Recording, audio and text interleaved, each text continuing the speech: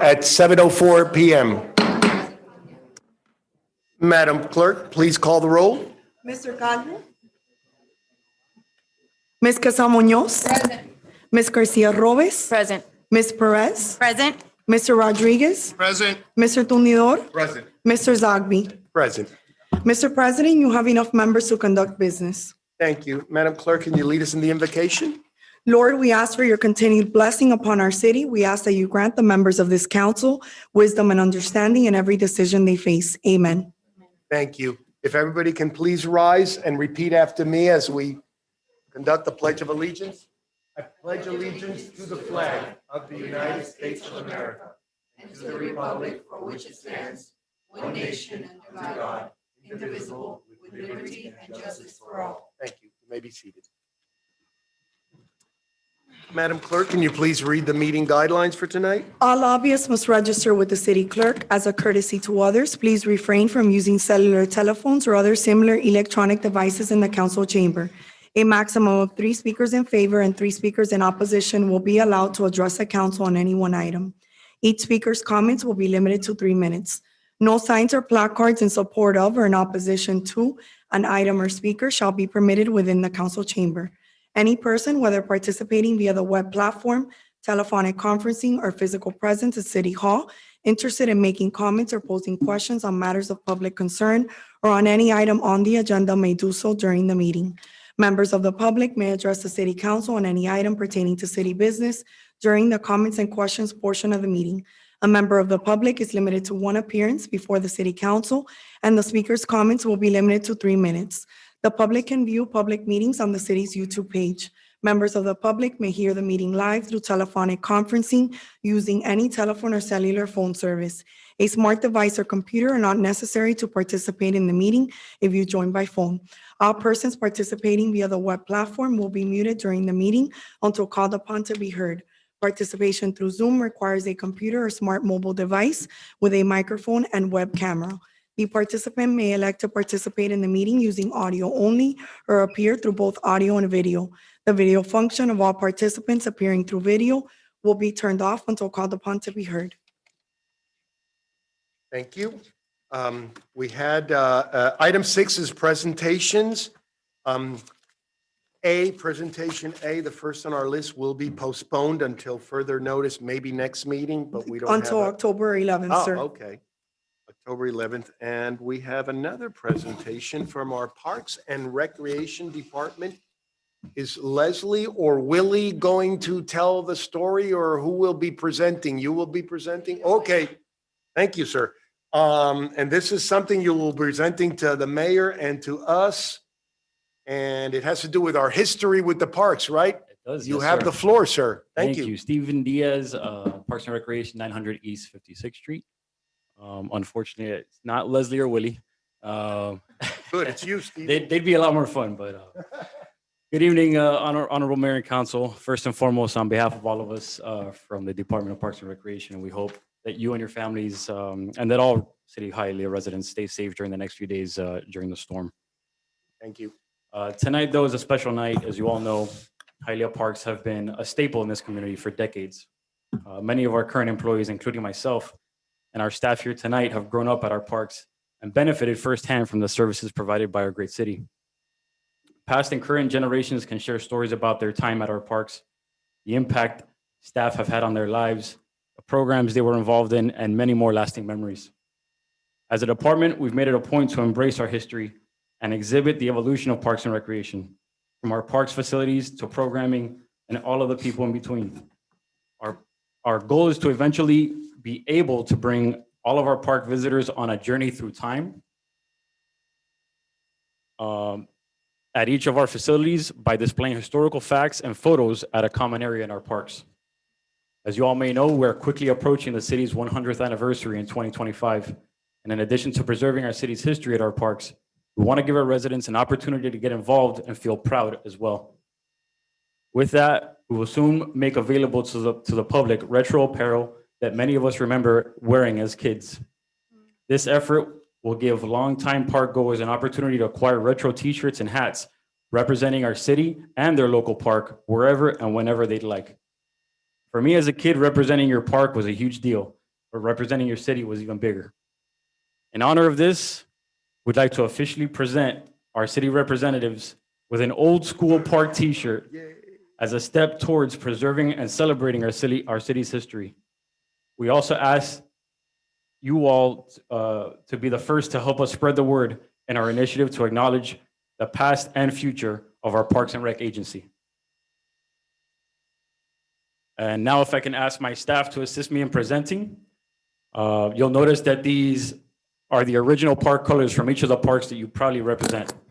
And what I'll do is I'll go down the list, and as we go down the list, each of our staff members, by the way, these are our park managers from the respective parks that you all are representing here tonight. So representing Oakland Park is Mayor Bovo, Councilwoman Vivian Casals Munoz, and Councilman Rodriguez. To present these t-shirts to you all, we have park manager from Oakland Park. His name is Alexander Romero.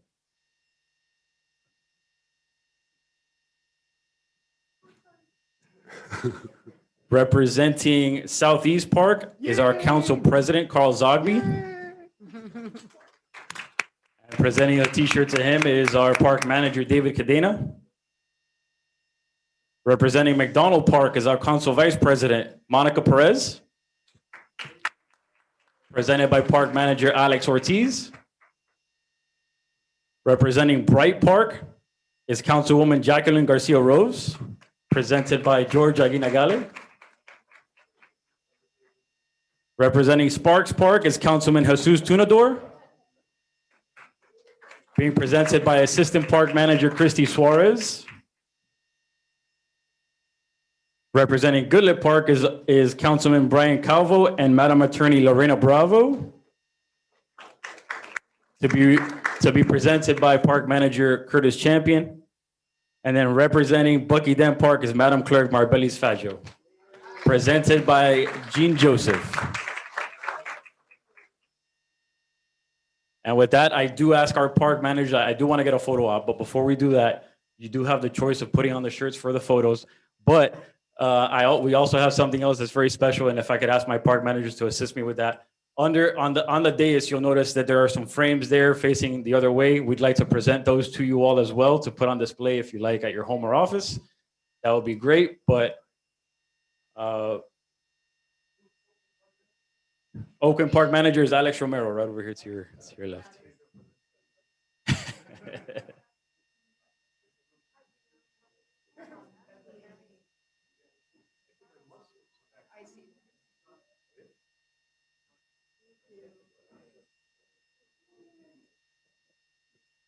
And if I could have all members of the city, all members of the dais squeeze in together in the middle here, and we'll get a photo op for you guys.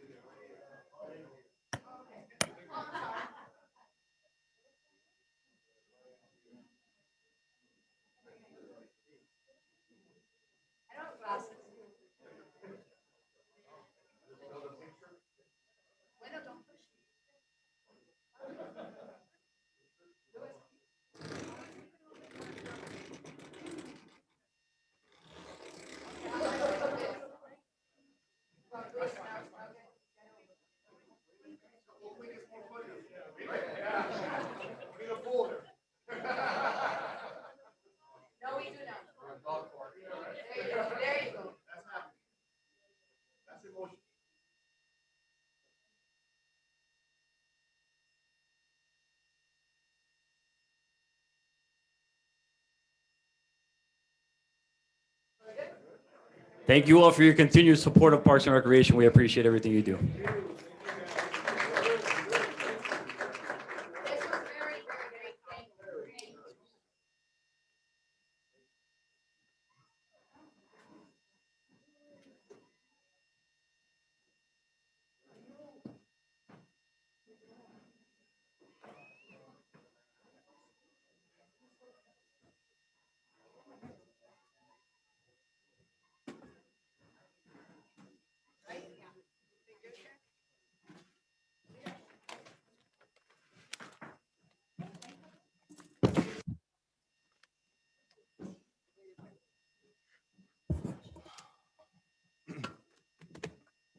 Thank you so much for that lovely gift. If I could quickly find out where can the merchandise be bought and how much it is, just so that we could share the information properly.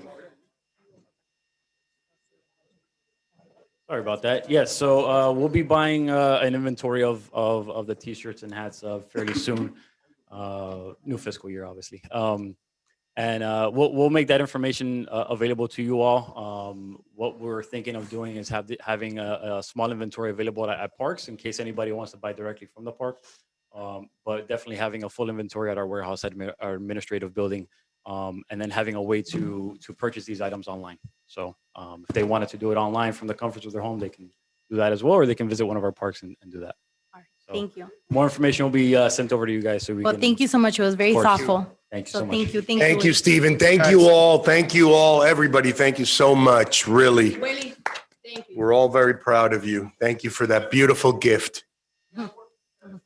Thank you. Okay, so comments and questions, item 7. Anyone in the audience? Comments and questions. Do we have anybody? I'll be right with you, Juan. Do we have anybody online or No, anything sir. waiting? Okay. Mr. Santana, for the record, identify yourself, name and address, sir, and then you have up to 3 minutes, sir. Thank you. Juan Santana, 5601 West 10th Avenue, Hialeah, Florida, 33012.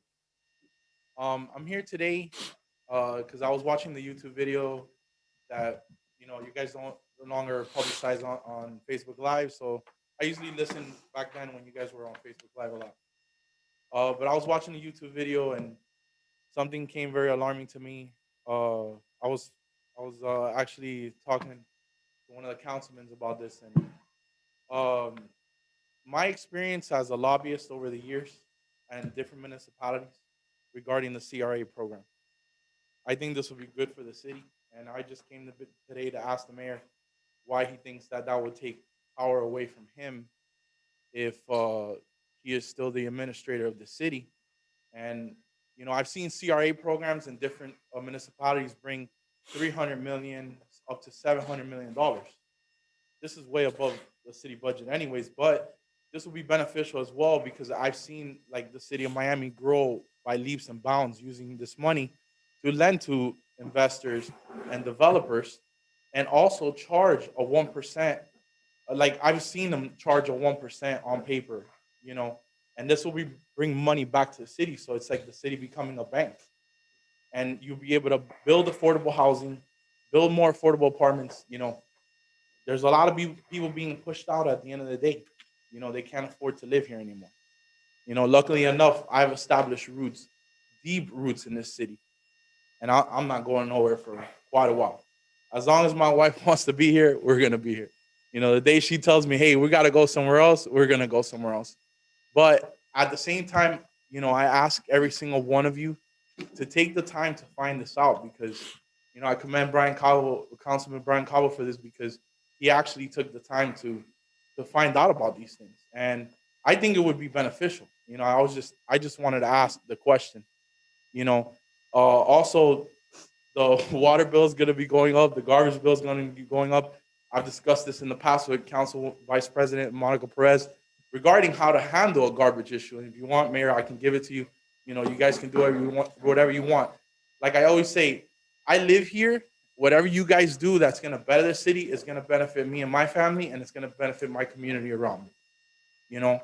I'm not here to criticize any administration that's here now, like I've done in the past, right? But at the end of the day, I'm happy that we're able to work together. Whatever you guys need from me, I'm here to help. I'm not here to criticize anything. I just want to make sure that we clear that up right now. But at the same time, we really need to look into this a little more. I understand that you've been in the county. I understand that you've heard nightmares about CRA stuff in other cities and municipalities throughout the county, but you're the administrator. We're not going to have that here. You get me? Under your leadership and your experience, we're not going to have that. This is something that will benefit. And, regarding the water issue stuff, hopefully this Durham tax that I'm paying, some of it goes to the streets because like I was talking to President Carl Zogby, you know, on 12th Avenue, I've been having sewage leak in front of my school for years. And everybody in my family caught COVID, and I'm the only one that has not caught COVID. And I tell people because I'm immune to it, because I've been having feces and piss all over my streets for years. And Mr. Vidal does a great job of cleaning everything up. You get me? But these are things that we need to work on regarding infrastructure. You know, the pumping stations need to be updated. Back when you were a county commissioner, I reached out to your office, and I know you're busy and stuff. Mr. Santana, I need you to my wrap 3 it minutes are up, up. I please. understand. We're Thank gonna wrap you. it up. Thank you. But you know, the pumping stations need to get rebuilt and turned over to the city of Hialeah. That way, we don't have these mass floodings that we have. You know, so you know, I have done my research, and whatever information you guys need from me, I'm an open book. I'll give it to you guys. You get me? So thank you very much. Thank you. Juan. Thank you, sir. Thank you. Do we have anybody else in the audience, comments and questions? Ma'am? Go ahead. Yeah, come up to the microphone. Name, your full name and address for the record, and you have up to 3 minutes. Go ahead. Thank you. Good afternoon, everyone. Hello, my name is Lauren Garcia, and my address, I live in Hialeah Gardens, 10224 30th Street. So, I would like to be addressing an issue that I've heard from a family member of mine and other people that I've been hearing of in Hialeah. It's white quarry drafting. I'm not sure if you guys have heard of this. I'm pretty sure you guys have, but I'll just like to address it. So basically, what it is obviously like a big boulder in an area, and it's like an explosive, and then there are damages that do happen in houses around those areas and pools in the neighborhoods that affect other homes. So like basically, if there's like certain companies that wants to build new houses, new buildings, that's great, and I think that it's good to like build new homes and stuff in Hialeah and stuff, but it does affect the neighborhoods of others. Some people might have like a low income that they're not able to afford and repair these amenities in their homes. So that's something that I would really like to be addressing. Um, and maybe like these companies, I'm not sure if they can like help repair for those problems that have like in the homes from like the cracks in their homes that or like pools. But that's something that I would like to address. So, yeah. So if there any way you can help or anything, that'd be We don't have blasting in Hialeah. good. We do not, right? Even in Sector 6, no, these are rock quarries that are outside. They're in the county jurisdiction. They're outside of our city. And I know that certain parts of Hialeah Gardens and others have been affected by the blasting and the settlement cracks, but we don't have any in our city. Yeah, right, Mayor? I mean, no, yeah. Mhm. Well, the blasting is all outside of Mhm. city jurisdiction. It does impact some of, perhaps out in the annex area, there could be some impact. The rock mining quarries were here before the development got there. So it's a little difficult. We don't have jurisdiction. This is the fire marshal in Tallahassee. I know that when I was on the county commission, we passed resolutions trying to at least alert the fire marshal with regards to the situation. When I was on the county commission, we had the fire marshal go out to PSN and address the residents in that area. There is no easy answer because until they're done with all the work that they do out there, they will continue to blast by the right that they have. Understand that what they pull out of the ground there is being sold all over the southeast United States. They provide the aggregate for a lot of the construction that goes on throughout Florida and really throughout the state and the southeast end of the country. Um, and by right, it may not be the answer that you want, but I would tell you that others in Tallahassee, Brian Avila, Manny Diaz, when he was the representative of that area, all have filed legislation, all have had meetings. But a long time ago, they took the jurisdiction out of the hands of the local government. So the county is very much hamstrung on what they could do. And we could only advise those that are building out there that you have to have certain building standards so you don't have the cracking and, the issues that come along with the constant shaking. Thank you. I honestly really appreciate you guys making me you making me very like knowledgeable about this issue that is happening. That's happened like it's really out of your control. So I do appreciate for you making me knowledgeable about it, and thank you guys for your time. Thank you. Have a great night, Ms. Garcia. Thank you so much. Yes, sir. I'd You're like to, recognized. I'd like to also add that this young lady and her friend, they're part of her Reb High School. And I believe they're taking a class with, is it Mayor Sid? Mayor Sid. So I think part of your assignment is to come and speak before the council on certain issues that you're researching. So thank you guys for coming by. Okay, go ahead. Oh, okay, yeah. You can up- Your name and address for the record. Forgot that one for a reason. You have also up to 3 minutes you can take. Go on. Okay, Mhm. hi, I'm Tara Benegas. The Mhm. address is 6435 West 4th Avenue. Uh-huh. And the issue that I would like to bring up is the apartment parking. And I don't know if this is something that you guys can help in. Honestly, I don't know much. But it's an issue that I know has happened a lot because I live in apartments. I've lived in apartments my whole life. And so the parking in apartments are horrible. Like when apartments are being built, the parking they're very small. There's no space enough for the actual residents to park properly. So I don't know if that's something that you guys can fix, because when these apartments are being built, I don't think the parking is being put into consideration. Because as the residents, like we have so many problems with parking. Even outsiders, they even come and start stealing the parking spots of the residents that live there.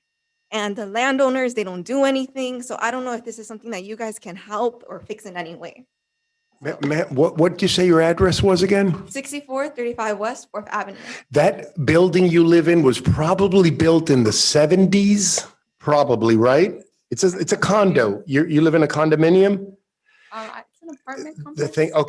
The thing is, that building was built in the 70s with parking codes. Your point is so well taken. Such an intelligent, such an important point. This building in particular was built with older parking codes that actually allowed more than most cities are allowing nowadays, and they still don't have enough. You know why? Unfortunately, when these apartments were designed, they were designed for a family of maybe 3, a couple, a child, 2 children. Now there's sometimes 2 and 3 families living in one of these apartments for economic reasons. And then everybody owns a car. Every adult who lives there owns a car. It's a challenge because they were originally designed with what was supposed to be enough, because they count the bedrooms and they figure how many adults may be living there. And that's the way the parking was done when permitting originally, when these buildings were built, and the city would allow them and would make them build X amount of parking per apartment. And even those old codes aren't enough anymore. People are owning too many cars, too many people living in the apartment. We get it. Unfortunately, these private parking lots, they are private. We can't control them. But your point is well taken. We have to keep in mind what goes on in the future and make sure there is enough parking. Yeah, but one thing that happens a lot, and specifically my apartment, is that outsiders come and park. I know that has to be regulated. I understand it's completely private. It has to be regulated by the management of your building. Even the police, even if you begged them, we don't have the authority to go in there and enforce parking and say, you don't live in this building, we're towing you out. No, it's totally private, and it must be managed by your building management, who I'm sure sometimes they might not be doing they don't want the trouble. Does anybody else want to add anything for Ms. Menendez? But your point is so well taken. It's an important issue. Anybody?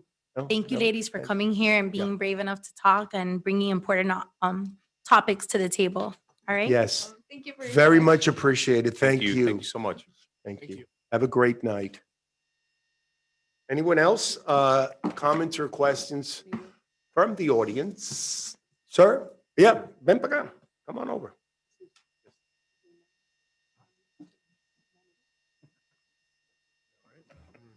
Como siempre, name, address, nombre, dirección, y tienes hasta 3 minutos. ¿Quién necesita un traductor hoy? O tú hablas un poco inglés. You speak a yes, little well, English. Yeah, come on, do whatever you No, want. I will have the interpreter tonight because Okay. I wanna be specific Okay, in everything. name and address, don't forget. Gabriel Rodriguez, 361 East 12th Street, Hialeah. Up to 3 minutes you have, sir. Consider the time, please. Mhm. Esta noche yo no vengo a hacer ninguna crítica I'm not here today to perform any criticism acerca de ningún punto, pero tengo que with no hacer los specific topic, comentarios. but I'm here to make Razones. Yo no quiero que la ciudad de Hialeah Mhm.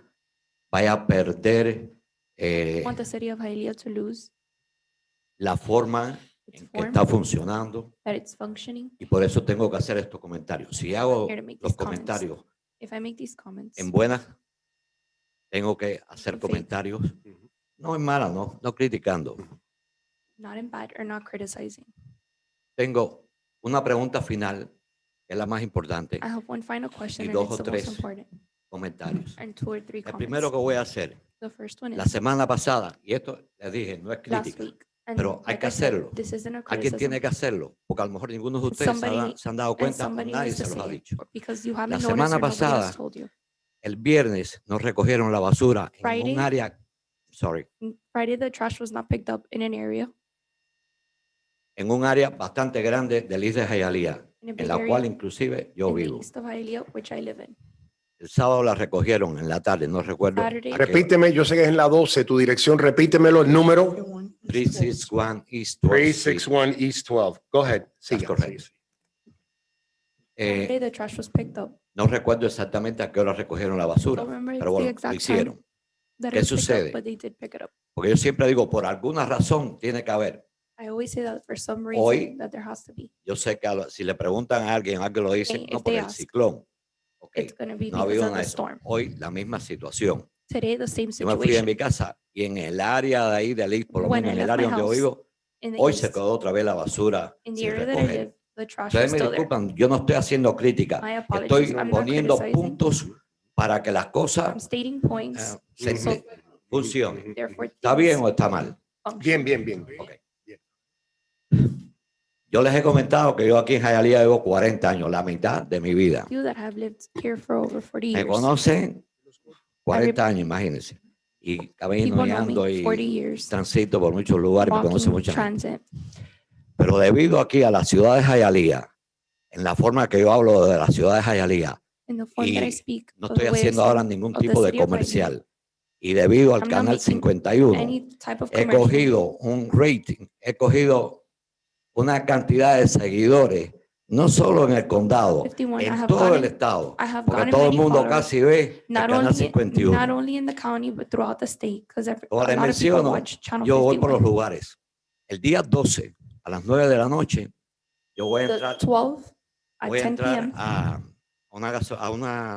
una estación de gasolina. at a gas Y en station. eso salía, And as I was suerte que coming tengo out, yo, un luck that I have camarógrafo con un a individuo, un videographer reportero con el canal with a 51. reporter of Señor, Channel 51. ¿le podemos hacer una entrevista? Le digo, sí, cómo no. Sir, they asked me, Le sir, dije, can ¿voy I a salir en interview you? televisión? Me dijo, sí, sí, cómo no. And I asked if I was going to come Eso out on fue TV. una And they jarana said que yo hice yes. con él.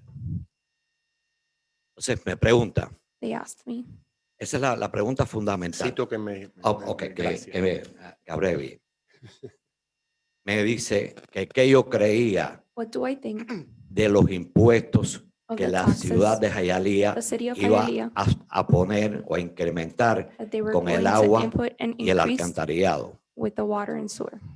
Yo le dije, mira, en los 40, menciono lo mismo, en los 40 años que llevo aquí, nunca he 40 visto que la years ciudad de Hialeah That I've no been dije here, I've nada never malo de seen los that the city of anteriores, Hialeah, esté funcionando como está funcionando ahora. that the city Por of Hialeah is alguna functioning razón, as it's a lo functioning mejor today. el presupuesto There has to estuvo be a corto, reason han tenido the que budget coger de that they're alguna short. forma coger el dinero y entonces, bueno, They had pues to find the money. nada, me expresé la forma I expressed que myself yo pensé que debería haberme that I thought expresado. I should have El expressed comentario myself. final que le dije, mira, en todos los lugares se paga agua, en todo el condado, I en stated unos that lugares más caros, everywhere en you unos pay lugares más water. baratos. And Por alguna razón deben haber sido eso. Yo quiero For que usted some- me diga, sí, porque ya For esto ha some sido reason, la they persona en la must have calle. increased it. Oye, tú eres el tipo, ¿para People qué in the departamento streets tú tell me, trabajas en la "You're the ciudad de guy. Hialeah?" Yo no trabajo para Do you ningún work for the city departamento. of Hialeah? Yo simplemente vivo 40 años aquí y he visto I've just durante simply lived 40 here años for 40 lo bueno, lo years regular y lo más malo. In the good Y and the entonces, regular and the personas bad. así que se me acercan. Oye, tú debes tener dinero porque para estar de acuerdo, gente, de verdad se lo estoy diciendo, esto es People say that you must pura, have pura money verdad. Tú debes tener dinero para estar de acuerdo con esta gente. Así hablan, to be on se these people's expresan. side, Con esta gente que están subiendo a lo mejor that they're increasing. expresiones inadecuadas. A lo mejor lo que quieren es echarse un poco más de billete en el bolsillo. Ese Maybe they es, want more money in their esos son pocket. en la forma que se manifiestan la gente en la calle. Créamelo. How people manifest in the Ustedes street. porque están en las oficinas. Pero You because yo you're in estoy the en la offices. calle. Repito, Me because I'm in 40 the años street. aquí, conozco a Hialeah como si hubiera nacido aquí. I've lived here for 40 Gracias. years and I've been in the street. Ya eso es todo. Gracias. That's all. Does anybody want to respond to Mr. Rodriguez? Does it, Clarify. Would you like to clarify that for me? Okay. Rodríguez, no, tiene la razón y las personas se expresan así. Gracias por No defendernos se puede así. imaginar, You no se can't puede imagine. imaginar las otras palabrotas que dice. No, no, The yo other lo words sé. they said. Y entonces, pero para que sepa, como Así se ha like dicho this. aquí antes, sí van a subir, sí va a subir un poquitico el agua y el alcantarillado, pero son unos costos que nosotros tenemos que pagarle al condado. Ellos nos suben el costo a nosotros por darnos ese servicio. Pasamos exactamente ese aumento al consumidor sin hacerle ganancia. Desafortunadamente todo está subiendo. Pero esa no es Todo la está subiendo. Y opinión. eso la es correcto. creencia La de gente no ellos. entiende en eso. Por eso necesitamos personas is como what ustedes the que nos way ayuden en Pero no eso. quiere venir nadie. Todo el mundo, oye, ¿por qué no vas a la semana que viene? Oye, ¿hasta cuándo? ¿Me van a votar de ahí? Gracias por... Y también para aclarar los impuestos. Sí. Los impuestos no lo han subido la ciudad de Hialeah desde el 2013. Nosotros no estamos subiendo los impuestos, los taxes. Si sube el presupuesto es por el appraisal de la propiedad, que no tiene nada que ver con la ciudad. Pero estoy seguro que esa gente que protestan, I am que sure that those inclusive people complain. posiblemente no hayan aportado aquí nunca en taxes. Si usted va ahora para ir para el casino de Hialeah, ahí están jugándose en las maquinitas de dinero. Pero sí no le falta el momento para venir y protestar, porque están acostumbrados a eso. Gracias. Gracias a ustedes. Gracias. Pase buenas noches, Rodríguez. Gracias. Anyone else? Okay. I'm sorry. Ah, señor. venga. ¿Necesita traductor o English? No. Oh, beautiful. Name and address for the record, and you have up to 3 minutes, sir. My name is Gonzalo Planas. I'm Yes. the owner of GNR Electric Corporation, Yes. and we are in 4450 East 10 Court. I've been in Hialeah for 40 years. We have been a contractor through bids. We did the Mylander, we did the water and sewer, the 9/11, the Emergency Operations Center. Mhm. We had done a lot through bids. And the other day, checking the internet, I saw one of the councilwomen saying that she doesn't feel comfortable with GNR doing work here. And the mayor responded to her, and there was some doubt. So I wanted to clarify. I have a letter here from Dade County Ethics Commission, clarifying what's going on.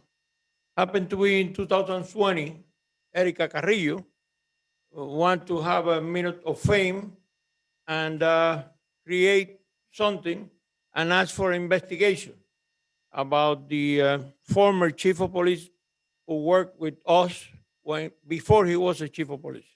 In the free time, he told me, I wanted to be a master electrician. When I retire, I want to, okay, very good. I don't see any problem with that. We pay salary and, like a part-time and with all the discounts, everything, W-2, everything legal. And,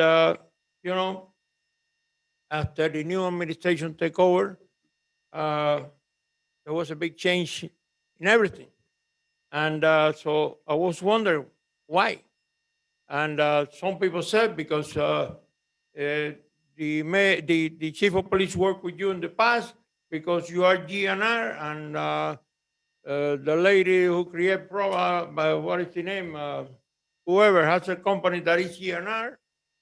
I don't know, so many things. So that's why I came to clarify who we are and how we work. We have done a lot of work for City of Hialeah, a lot, with different mayors, with different chief of police.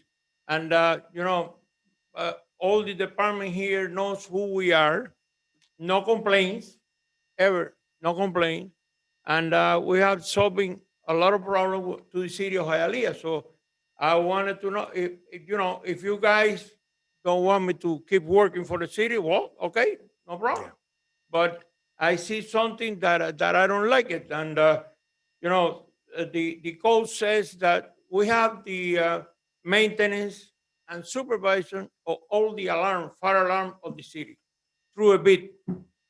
We won the bid, and we have been solving a lot of problems.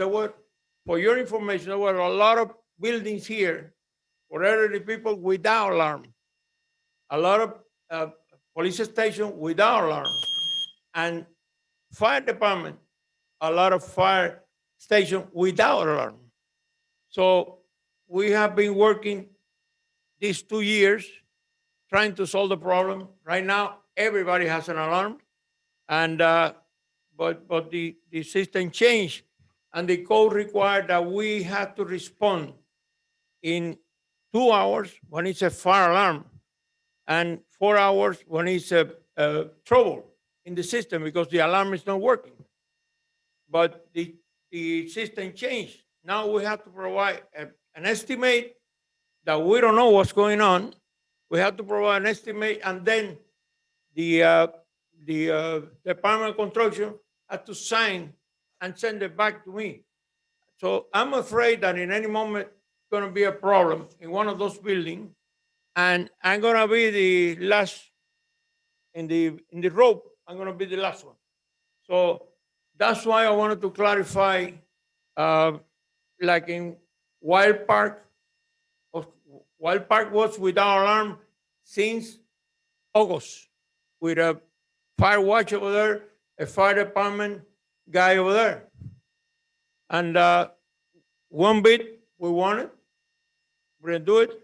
2 bid second 2, we won it. Now the 3rd bid. Okay? No problem. If you wanted to give it to somebody else, I don't have any problem with that. I don't live with the city of Hialeah money.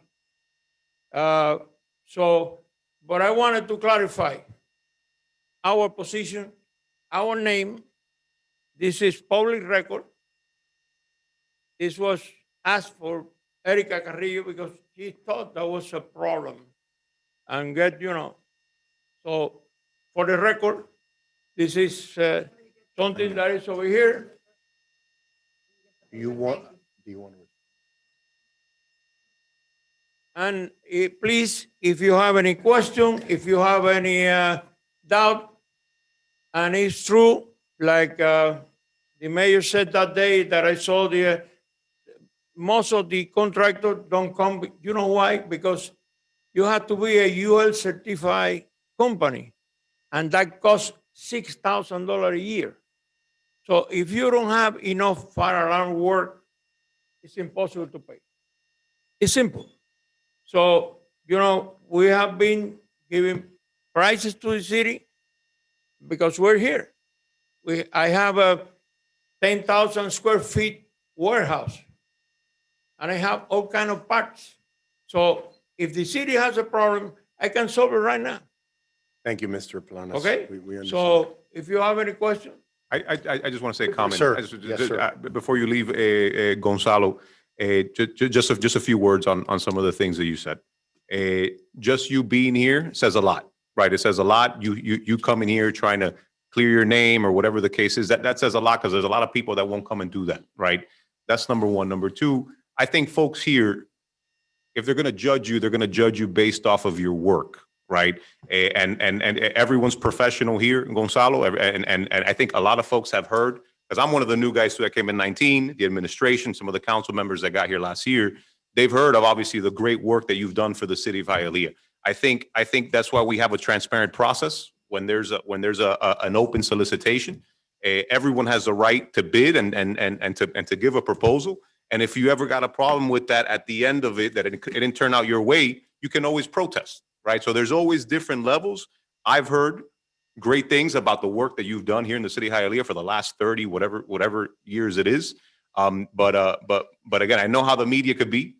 And again, just you being here is appreciated, but just know that decisions that we make up here on certain items isn't solely based on what we hear from the media. It's number one, making sure that you're a law-abiding citizen and business, and number two, the quality of work which you've shown us in the past. So thank you for being here, Gonzalo. I've been working with all departments. You can ask the fire department, the police department, the IT department, everybody.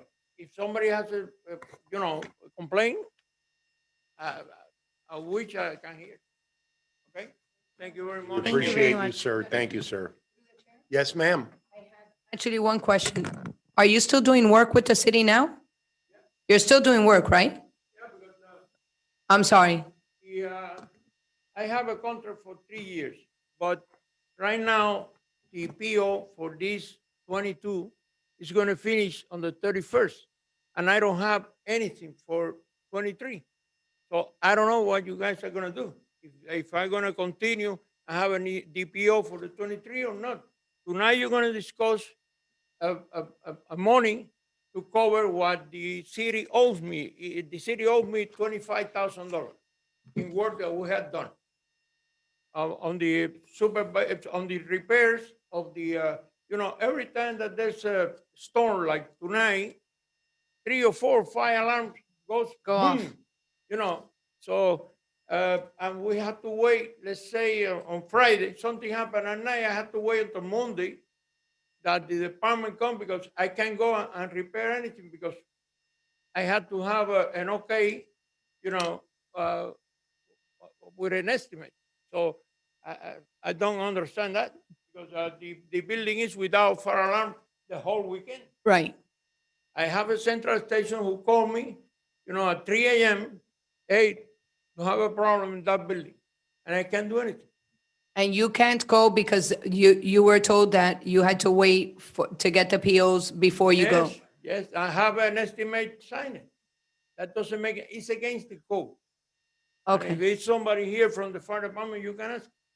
We have, by code, we have to respond because in a Friday night at 12, there's a storm like this and something happened, the building is going to be without alarm the whole night. Saturday, So- Sunday, until Monday. Okay. So Lorena, and that's of everything that he was saying, that was what caught my attention. If there is an emergency, especially that we're having this storm out there, if there's an emergency, he's the one that installed everything, correct?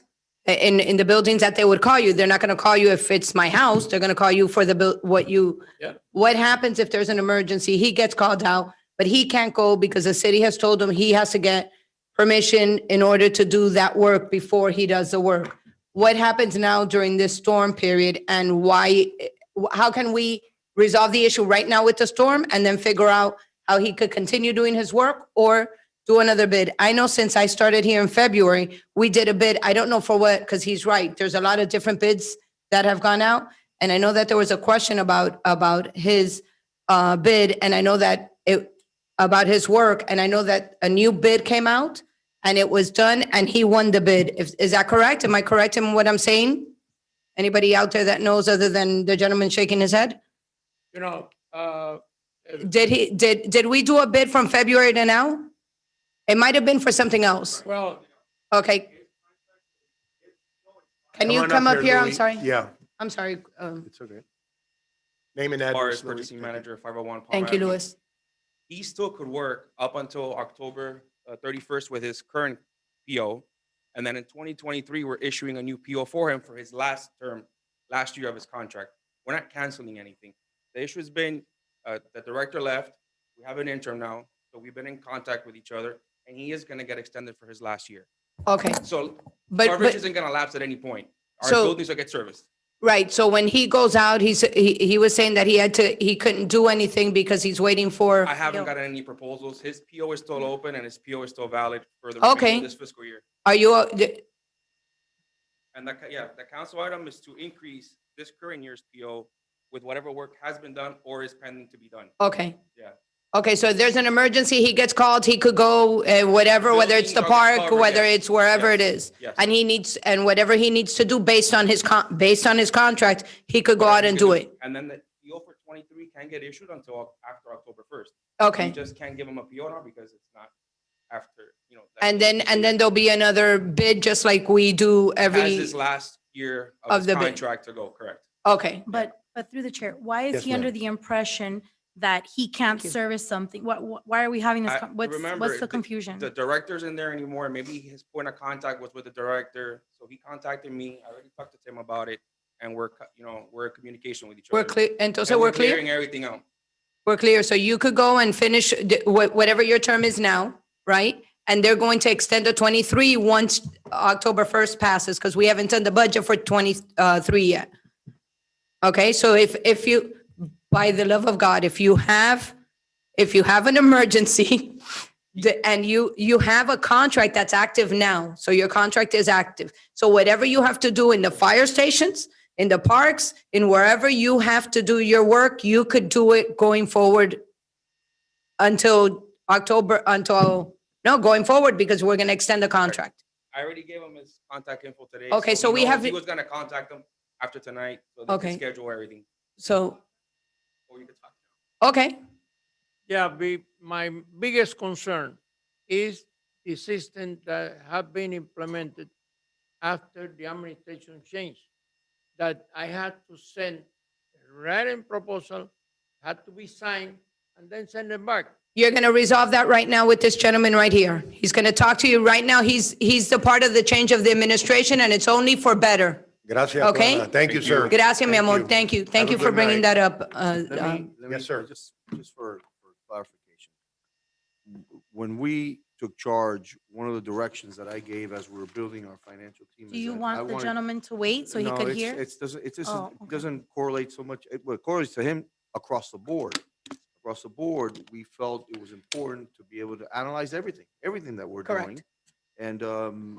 And quite honestly, I feel that there is better prices out there. There's competition out there. Right. okay? I And think it- the gentleman should come inside though and hear the mayor's response. no? And I think If you wanna comment. ultimately, Let's keep that's moving. our charge, is to make sure that we're getting the best price for the residents of the city of Hialeah across the board on everything, okay? Right. There's no pinpointing, we're going after a certain person, because first of all, I don't think in those kind of terms.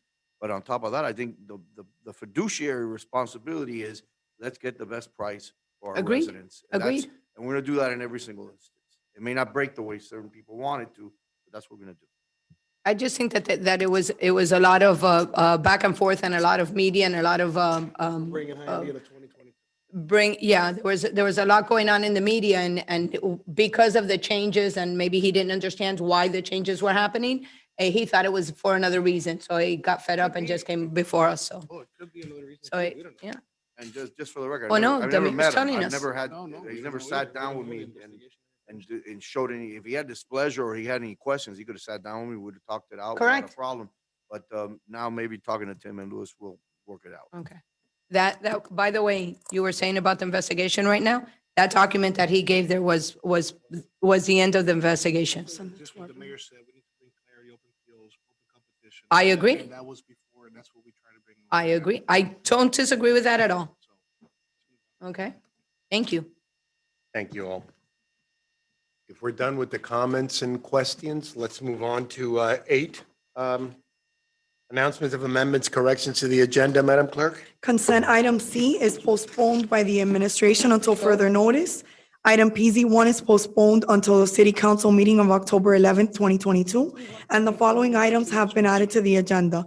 Consent items RR, SS, and T. Thank you so much. Consent agenda, item 9. Would anyone here, or I would have to include the audience, but would anyone like to pull any items from consent? Through the chair, Yes, sir. You're Item- recognized. items O and Y. Councilman Calvo to pull items O and Y? Yes. Yes, okay. Y as in yes. Okay. And is And that I'm it, sorry, sir? and also QQ. QQ. Through the chair. Yes, sir. Item G.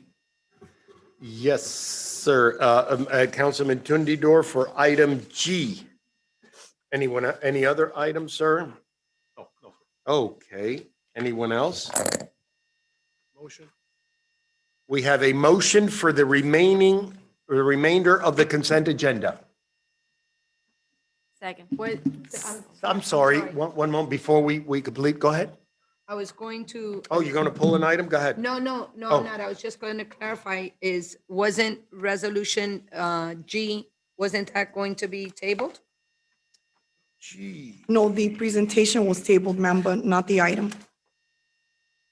Is that what the request was?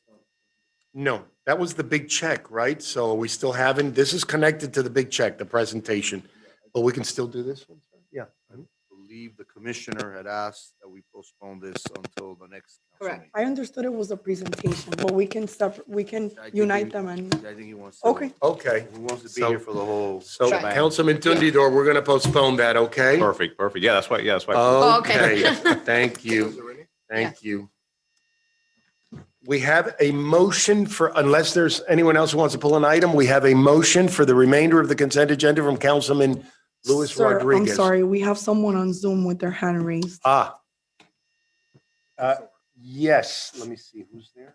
Am I missing? Is that Richard Thur? Can you, is his mic live? Did I lose them? Mr. Thur, are you there? Mute himself. Does he have to unmute himself, IT, or Oh, do we? Okay.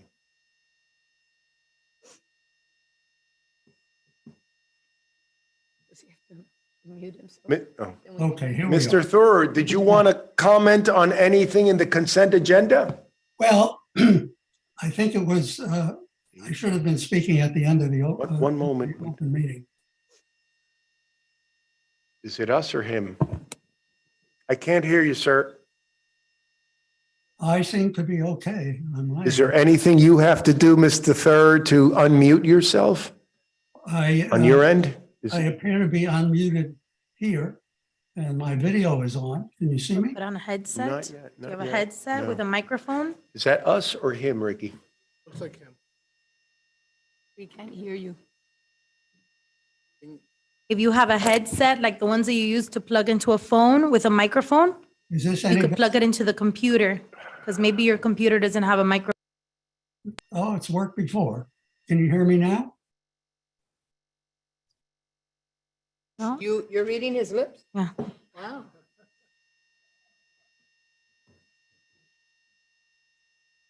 No, but I'll read. Can you hear us? Yes, very well. You can hear us? Can you hear us?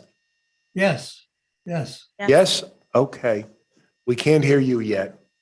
Does anybody have his number by any chance? Do we know who? No. Did he just, was he scheduled? No. Okay. Obviously, he got the Zoom information. Jasmine, is there a way of like asking him for his number? If you could privately chat with him and see if he could call in instead? I don't know. I don't, Um,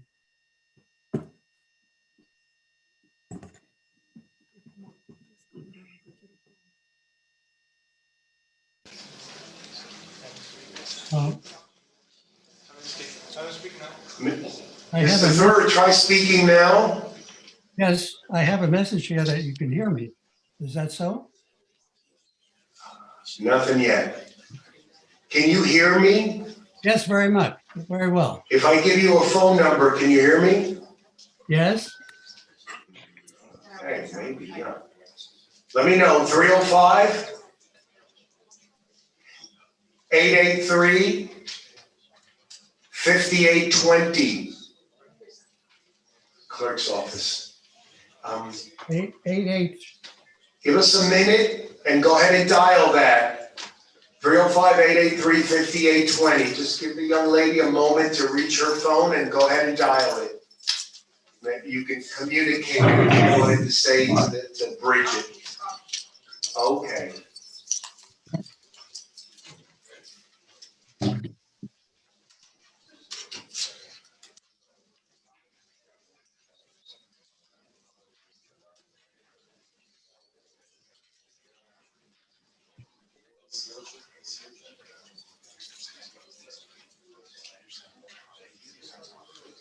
Hello, this is Dr. Thor. Okay.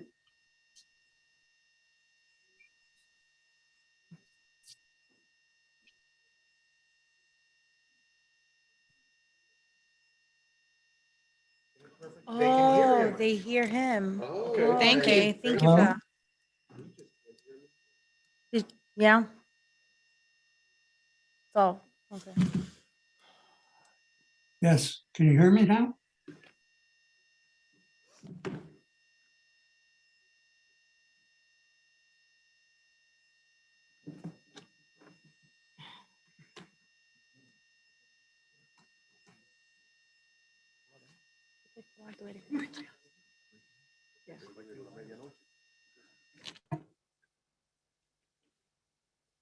What? Oh, no. No, of course not.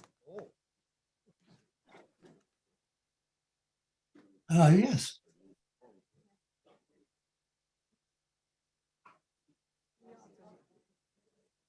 On your computer?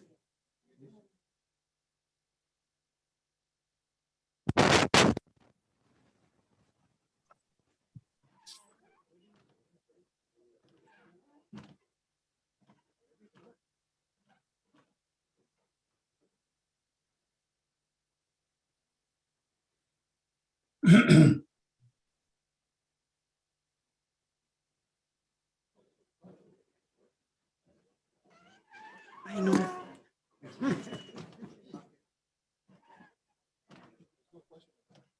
No, I don't.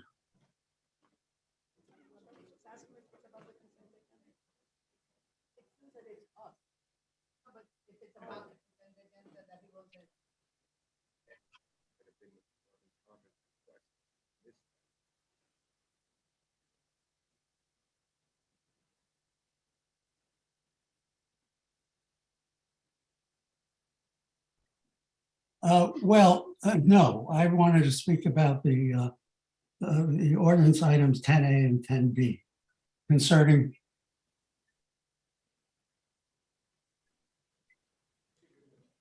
Thank you, everyone, for your patience. We're just trying to see if it is a consent agenda issue he's having. If not, we'd move on.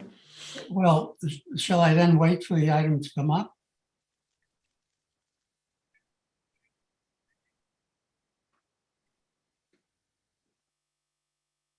Okay, I thought that this was would take place during the first public We comment. hear you now, Everyone Mr. was Turner. Getting up to speak. I'm sorry, I was told it was going to come up. And early. so it's admin. All right. Miss, I'm going to ask, Okay, yes. okay, what you want to comment on is in our next section under administrative items. So I'm going to have you wait. And you wanted to comment on which item was it? 10A and 10B. 10A and 10B. So we'll let you speak when those items come up. We just needed to hold on for a few, okay? Did I lose them? He has no idea. Okay. All right, consent. We have a And a second. motion. Who was the second? Garcia Robes. We have a first from Councilman Rodriguez. We have a second on consent agenda from Councilwoman Garcia Rovez. Please call the roll. Mr. Rodriguez? Mr. Tundidor? Yes. Mr. Zogby? Yes. Mr. Calvo? Yes. Ms. Casal Munoz? Ms. Garcia Robes? Yes. Ms. Perez? Yes. Motion carries. The consent agenda has passed except items G, O, Y, and double Q, which has been postponed. Okay, G is postponed, so we're going right to O. Can you read that into the record, Ms. Pacho? Request retroactive permission to waive competitive bidding since it is advantageous to the city in that at the beginning of this calendar year, a purchase order was issued to this vendor for $15,000, and the number of affordable housing unit work was more than expected, and to increase purchase order number 2022-1773 issued to E&D Paint Service Corp. for the payment of outstanding invoices for affordable housing painting, striping, and floor waxing, and general cleaning services by an additional amount of $1,660 for a total cumulative expense amount not to exceed $16,660. The funding for this expenditure will be charged to the individual buildings utilizing this service. Thank you. Councilman Calvo, item O, you have the floor, sir. Thank you. Just briefly, Mayor, I've been getting some concerns from residents about this whole vacancies in our affordable housing projects. Just wanted to see if you could give us, I guess, a status update on, how soon are we going to be able to turn some of these around? I know obviously there's a great need out there, and I know it's a priority for all of us to get them up and running. I'll tell you what I know. We're in the middle of trying to hire now a new asset manager. We're at one point, I want to say we're about almost 33 units that were vacant, which was unacceptable, to be perfectly honest with you. I did a tour of some of the vacant units, to try to get a better understanding of why the length in time. What we found was best described as a hodgepodge of some units that were relatively easy, I think, to turn over, and we gave instructions to do that. Others, I would tell you, because there was a fundamental flaw in our lease agreements where we did not go into the units for whatever reason. In our units, there are things that are prohibitive that were going on. And by that, I mean painting walls, colors that are not acceptable. So we would walk in, see a wall painted bright pink, for example. And that would require tons of primer in order just to get that paint covered up. We also found folks that would run wiring through the house, antenna wiring through the house from one room to another so they could, I don't know, splice their cable or what have you, to take it in from one room to another. Kitchens that literally look like a bomb went off in them. And this was a fundamental problem where our lease never allowed for us to go into the units on a regular basis to inspect them. But we're changing all of that. So to answer your immediate question, my understanding of most, so you guys correct me if I'm wrong, 5 are left? 5 are left, okay. So of the 33 and change, maybe it was a little more, maybe it was a little less. There are 5 left. But this was a problem. And we've taken steps, I think, to correct that, where the new leases are allowing us to go into the units on a regular basis. And we don't have to do it in a sneaky way, not like send in your fumigator and have somebody go in and look while they're doing it. We need the ability to go into the units to make sure that things are not going on in the units that later on become problematic for us. In the business world, the standard time to turn around these units should be around 10 to 15 days max. You need to get them online as quickly as possible. And quite honestly, I was shocked to hear that in some cases we were months before these units were turned over. Completely unacceptable in the climate that we're living in, where so many people need those units. And I'm hoping and I expect that we've kind of nipped that in the bud already. We still don't have an asset manager on board. We're in the interviewing process now, of which that is going to be part of that job description, is to make sure we are on top of these units. And when somebody vacates for whatever reason, they are turned over just like you would in the private sector, because we need to have those units filled as quickly as possible. And Mayor, through the chair, Yes, sir. just out of curiosity, so in these new leases, because one rumor that I keep hearing is like, well, is when it's a couple and one of them passes away, unfortunately, the family sometimes wants them to move in with them, stuff like that. Is that something that maybe could be added to the new lease so that in the case where it is a couple and they move out, we're able to give that to someone else?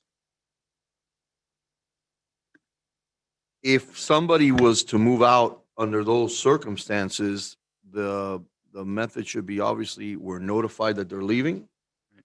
And then our folks go in as soon as they vacated the unit to turn it over. And as you well know, we have a huge list of folks that are all waiting in line to get into one of these units. Now, some of these things are governed by HUD standards and what have you. We try to model a lot of what Julio's doing over at the federal end. And we've had even discussions with him about perhaps in the future collaborating or allowing them to maybe address some of the issues as far as the turnover. But I think the direction has been given, and I think from what I've seen and heard over the last couple of months, this is a priority for the buildings to make sure these things get turned over as quickly as possible. Why it wasn't being done, to be honest with you, I have no answer for you, because if anything, this should have been the priority. Why they were holding units beats me, to be perfectly honest with you. It has been an issue now for the last couple of months that we've been battling with it, but I think we've got it now in the right direction. Thank you. I just, one last little point. I'd be remiss because I have an 85-year-old viejita that would beat me if I didn't bring it up. And I think it was 300 units. I think they rekeyed a lot of the doors and people were happy with that or what have you, but they were only given one copy. And so they wanted to have an additional copy in case of they fall, they can have a neighbor come in or what have you. Is that something that we can, maybe work on? I haven't heard that directly.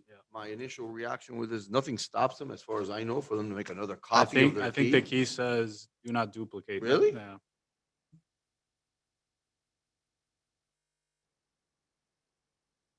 Him? Benjamin, the acting director of construction and maintenance. Those are special Medeco keys, so you can't really take it to a hardware store or a Home Depot. Copy of it. If you do make copies of it, it's like Oh, yeah. $25 a key. Right. I mean, I think we can. It's just that with the So number we of issue years- one key. Yeah, we issue one key because there's one tenant living in that apartment. If Right. something does happen that they get locked out, we do have a building manager that has a master key that could let them in to grab their key. No, this specific thing is that the lady was like, no, that she, sometimes falls in the bathroom. She doesn't want to have like the building manager, come in. So she wants a neighbor to be able, but she tried to take it to the hardware store and they told her, hey, you can't copy this. If- As do not duplicate. I mean, if you fall, you should call 911 and then the manager will let them in. I don't know if una viejita que help una viejita up, but you're not supposed to be making copy of those keys because we've had an issue in the past. When you do give them regular keys, you end up with 5 or 6 copies. And then you have people that aren't supposed to be there coming in, like nephews, grandsons. And we've had those issues in the past. That's why we switched to those Medecos where you're not supposed to make a copy unless absolutely necessary that they lose it. Let's see if we could explore, though, not issuing new keys, but in situations like that, I understand exactly what the councilman is saying. Somebody feels comfortable with their neighbor. I don't know how we get around that, right? Leave your door unlocked, but that's dicey for many of our seniors. So, let's give it some thought. Okay. Thank you. I'll motion. Motion for item O from Councilman Calvo, second from Councilwoman Casals Munoz. Please call the roll. Mr. Tumidor, Yes. Mr. Zogby, Yes. Mr. Calvo, Yes. Ms. Casal Munoz, Ms. Garcia Robes, Yes. Ms. Perez, Mr. Rodriguez. Yes. Motion carries. The item is approved. Thank you. Next one would be Y. Please read into the record, Madam Clerk. Request permission to utilize contract number C 153808WL meter reading services between the City of Sunrise and this vendor, effective through February 28, 2023, and issue a purchase order to Burmex Incorporated for a 6-month demonstration project to compare the effectiveness and efficiency of city services and private services reading water meter routes of similar complexity and size in order to address customer perception regarding the reading of water meters by city personnel in a total cumulative amount not to exceed $232,848, amount which includes a 10% contingency. The funding for this expenditure is to be withdrawn from Water and Sewers Division Fund Contractual Services Account Number 450-950-536-340 after a transfer of $53,806.11 from Water and Sewers Division Fund Contingency Reserve Account Number 450-9500-536-500. Thank you. Councilman Calvo, you have the floor on item Y. Thank you. Mhm. I know I'm pretty calm and collected, but I gotta say I'm off the rails excited about this proposal. I wanted to just highlight it in the sense that we're making finally some headway in the space of water meter readers, and I'm looking forward to see what this demonstration project shows 6 months from now. If this is something that will work for the future of our city, but I think for the interim period at least, we're going to provide an augmented service to our residents. So, thank you to everybody involved, the director, mayor. So motion. Thank you. Calm down, sir. We have a motion from Councilman Calvo. We have a second from Councilwoman Casals Munoz. Please call the roll. Mr. Zogby? Yes. Mr. Calvo? Yes. Ms. Casal Munoz? Ms. Garcia Robes? Yes. Ms. Perez? Yes. Mr. Rodriguez? Yes. Mr. Tunidor? Yes. Motion carries. The item is approved. Thank you. Madam Clerk, QQ, please read into the record. Proposed resolution approving an agreement with Becker and Polyakov, PA, to assist the city in identifying and securing federal resources in an amount not to exceed $50,000, among other needs, for the term commencing on October 1st, 2022, and ending on September 30th, 2023, and authorizing the mayor or his designee and the city clerk as attesting witness on behalf of the city to execute the consulting agreement attached hereto in substantial form and made a part hereof as Exhibit 1, and repealing and rescinding Resolution Number 2022-106 adopted on August 23rd, 2022, which approved the Federal Resources Agreement with Franco Government Relations Incorporated and providing for an effective date. Thank you. Councilman Calvo, you have the floor on item QQ. Thank you. Just very briefly, I wanted to highlight this item. Fortunately, I'm sure it's much needed and will pay great dividends in the long run. It's just, that's just, I guess, how these things work, right? You have to, as a city, hire a consultant, spend X amount of dollars to see the return of that investment down the road. And so I just wanted to highlight the amount of the $50,000 and why we're doing it. I think it's an undertone to some of the other investments that we can make potentially in the future. So with that, I motion. Thank you, sir. Motion from Councilman Calvo. Second from Councilwoman Casals Munoz. Please call the roll. Mr. Calvo? Yes. Ms. Casal Munoz? Ms. Garcia Robes? Yes. Ms. Perez? Yes. Mr. Rodriguez? Mr. Tunidor? Yes. Mr. Zogby? Yes. Motion carries. The item is approved. Before we go on Sir. to administrative items, I would like to really get your council, the entire council's thought and opinions. We're scheduled to have a budget hearing tomorrow, the second reading of our budget. There are some developments now. The county has opened its EOC as effective tonight at 10 o'clock. With the minimal standards as far as manning.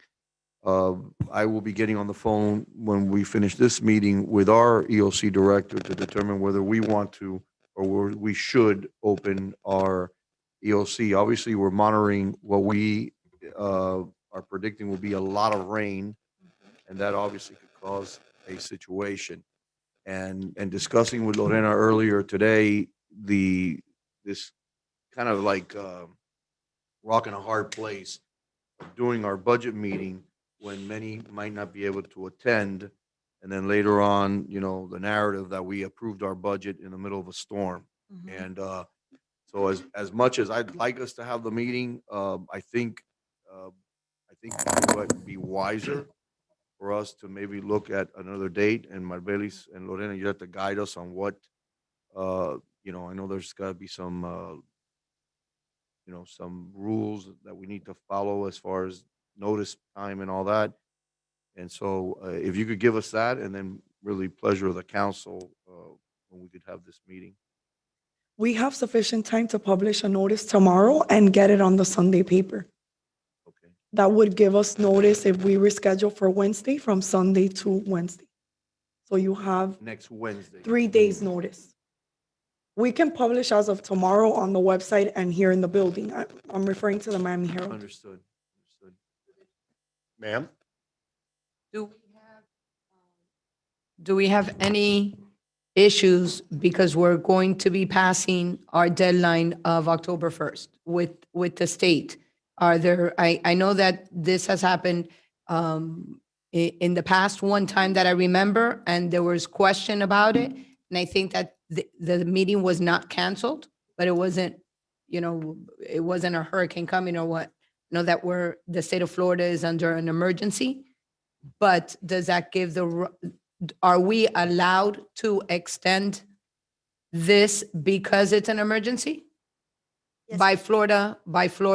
Okay. Yes, ma'am. Thank you. We just want to make, we prepared a resolution that I would ask the clerk read entirely into the record. And the resolution is to postpone the meeting scheduled for tomorrow to October 5th. That would be Wednesday at 7 o'clock. We want to make sure that you're available. We have, we need to have not only a quorum, but we need to have at least 5 council members voting in favor of the budget items. I absolutely agree. Yes, please, next week. Through the chair. Yes, sir. Mayor, is there anything pending though for the first couple of days of the fiscal year that this could disrupt or? Councilman, not to my knowledge. There's nothing that really jumps out. We took some steps yesterday as far as a declaration of emergency that will allow certain financial options for us applying for reimbursements. I don't see anything major that comes all of a sudden out of the woodwork in today's agenda. We've approved a lot of things that I think probably carry over. Yeah. So Okay. I don't see anything. I don't see any harm in it, to be honest with you. You've already adopted a tentative budget, so ostensibly you can operate under the tentative budget as well. All right, so do We we can motion? or what- work under the tentative budget? Yeah. First, we're Okay, going to wasn't read aware. the resolution before we take a vote, right? Anybody else before we read the resolution in its entirety?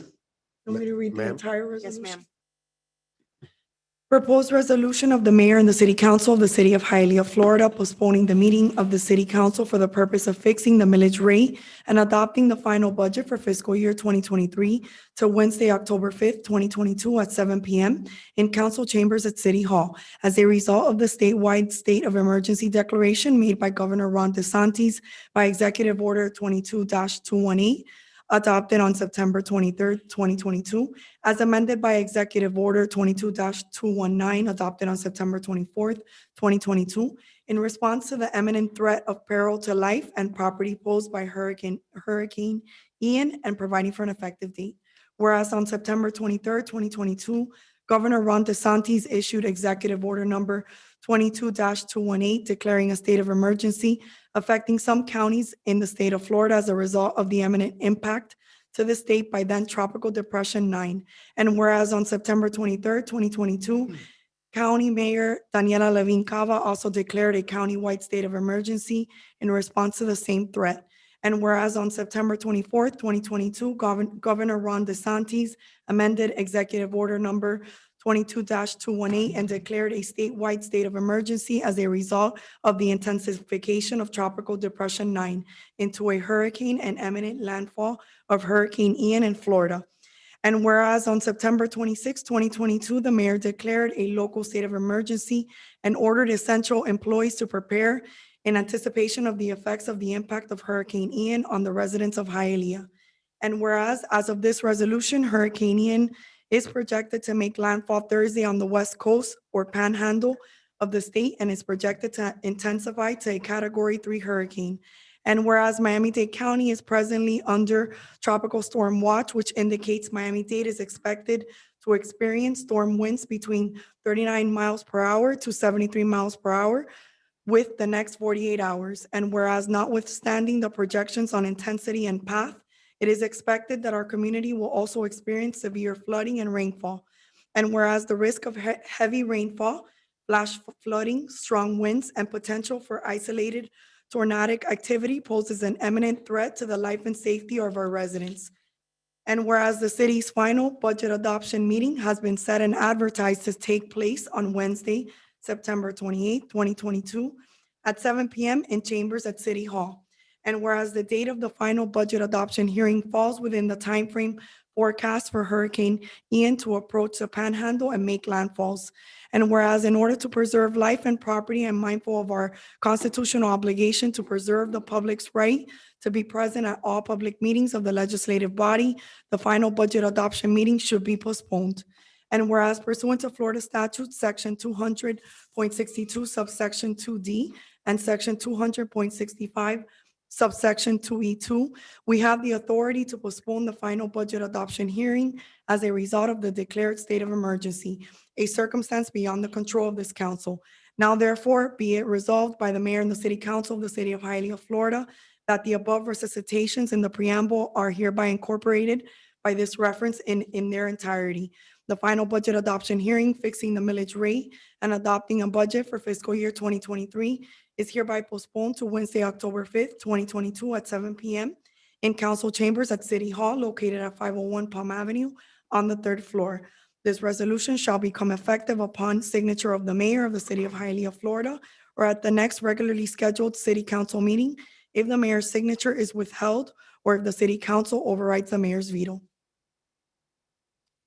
Could you repeat that? No. Okay. Now we can take a vote on it? Yes, sir. Discussion. So for, open for discussion, or we make a motion for Wednesday, October 5th to have our second budget meeting? That would be our motion from Councilman Tundidor, second from Councilwoman Casals Munoz. Please call the roll. Ms. Casal Munoz? Yes. Ms. Garcia Robes? Yes. Ms. Perez? Yes. Mr. Rodriguez? Yes. Mr. Tundidor? Yes. Mr. Zogby? Yes. Mr. Calvo? Yes. Motion carries. The resolution has passed. Thank you, members. And with regards to the city's EOC, once I've had discussions with our director, and I will inform each and every one of you what the decision has been made, under what parameters, if we do open it, under what parameters we will be operating under. And, you know, and other than that, obviously, let's try to stay safe and dry. We're moving on to item 10, administrative items. Madam Clerk, could you please read 10A into the record? Second reading and public hearing of proposed ordinance amending Chapter 98 entitled Zoning, Article 5, Zoning District Regulations, Division 16, C2 Liberal Retail Commercial District, Section 98-1111, entitled Permitted Uses of the Code of Ordinances of the City of Hialeah, prohibiting smoke shops and schools, parks, or places of worship from sitting within 1,000-foot radius from each other, repealing all ordinances or parts of ordinances in conflict herewith, providing penalties for violation hereof, providing for severability clause, providing for inclusion in the code, and providing for an effective date. Yes. Thank you, sir. 10A is open, is on second reading, open for public discussion. Madam, before I call on you, let me just check if Mr. Thur is still there. Did he finally did want to talk about 10A and 10B? Yes. Mr. Thur, am I missing him? Mr. Thur, are you there? I see his name. I'm not sure if he's checked out. Madam, in the meantime, Madam Vice President, would you like to add something about your? No, I'll wait for Jasmine to.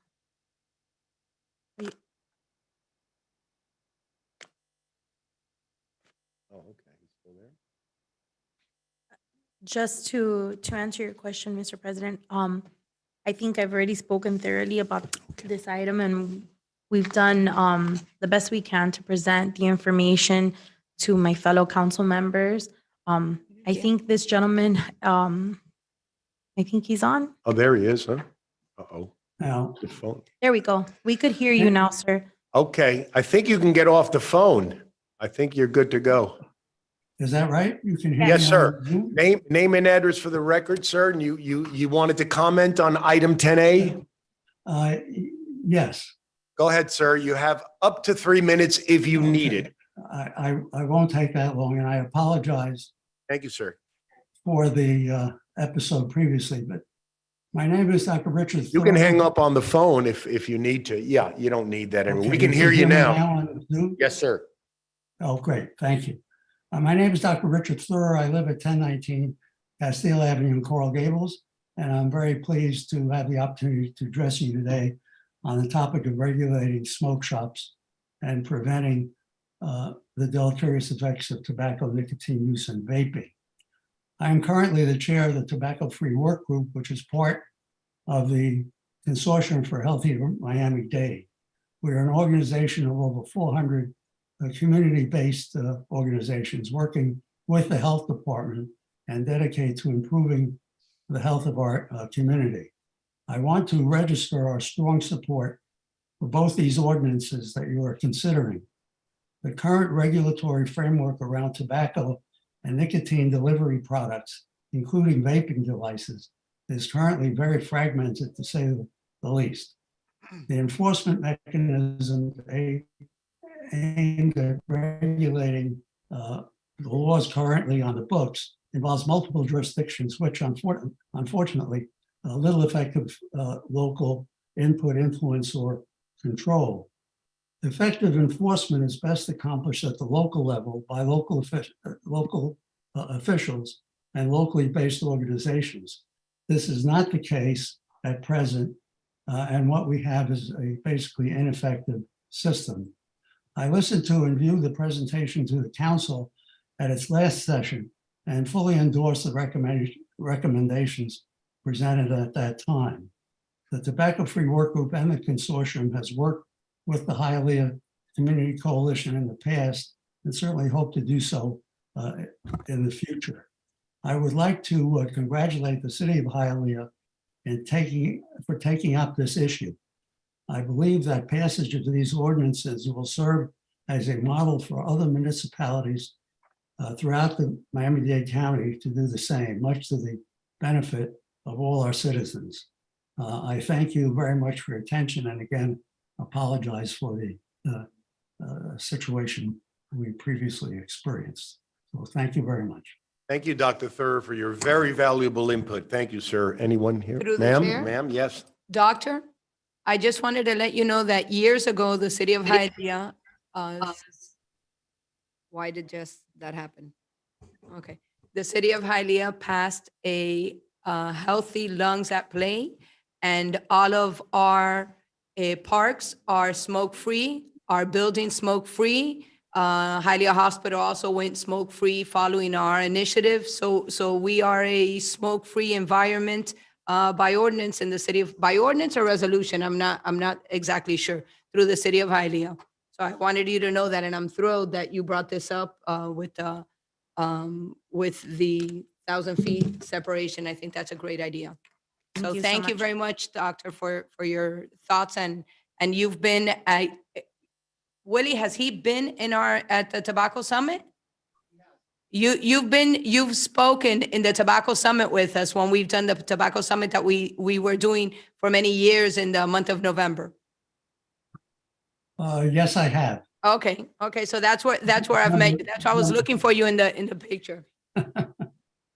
Thank you, Doctor. Anyone else? Oh, Thank you so much, yeah. through the chair. Yes, ma'am. Thank you so much, Dr. Thayer, for being here and for your endorsement on this ordinance. We appreciate your input and your time that you took aside to come and speak to us tonight. So thank you for that. Is that a motion, madam? Yes, motion to approve.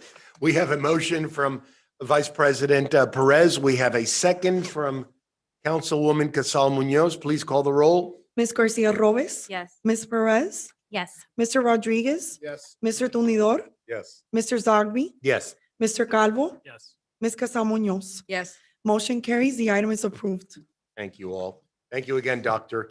10B, please, Madam Clerk. Second reading and public hearing of proposed ordinance amending Chapter 18 entitled Businesses, Article 5, Establishments offering alcoholic beverages and/or entertainment, Division 1, generally, Section 18-206 entitled Definitions, Section 18-207 entitled Zoning Requirements, and Section 18-208 entitled Inspection by Police, and adding Section 18-211 entitled Smoke Shop Regulations, and Section 18-212 entitled Program for the Prevention of Deleterious Health Effects of Tobacco, Nicotine, and Vape Use, to the Code of Ordinances of the City of Hialeah, repealing all ordinances or parts of ordinances in conflict herewith, providing for penalties for violation hereof, providing for a severability clause, providing for inclusion in the code, and providing for an effective date.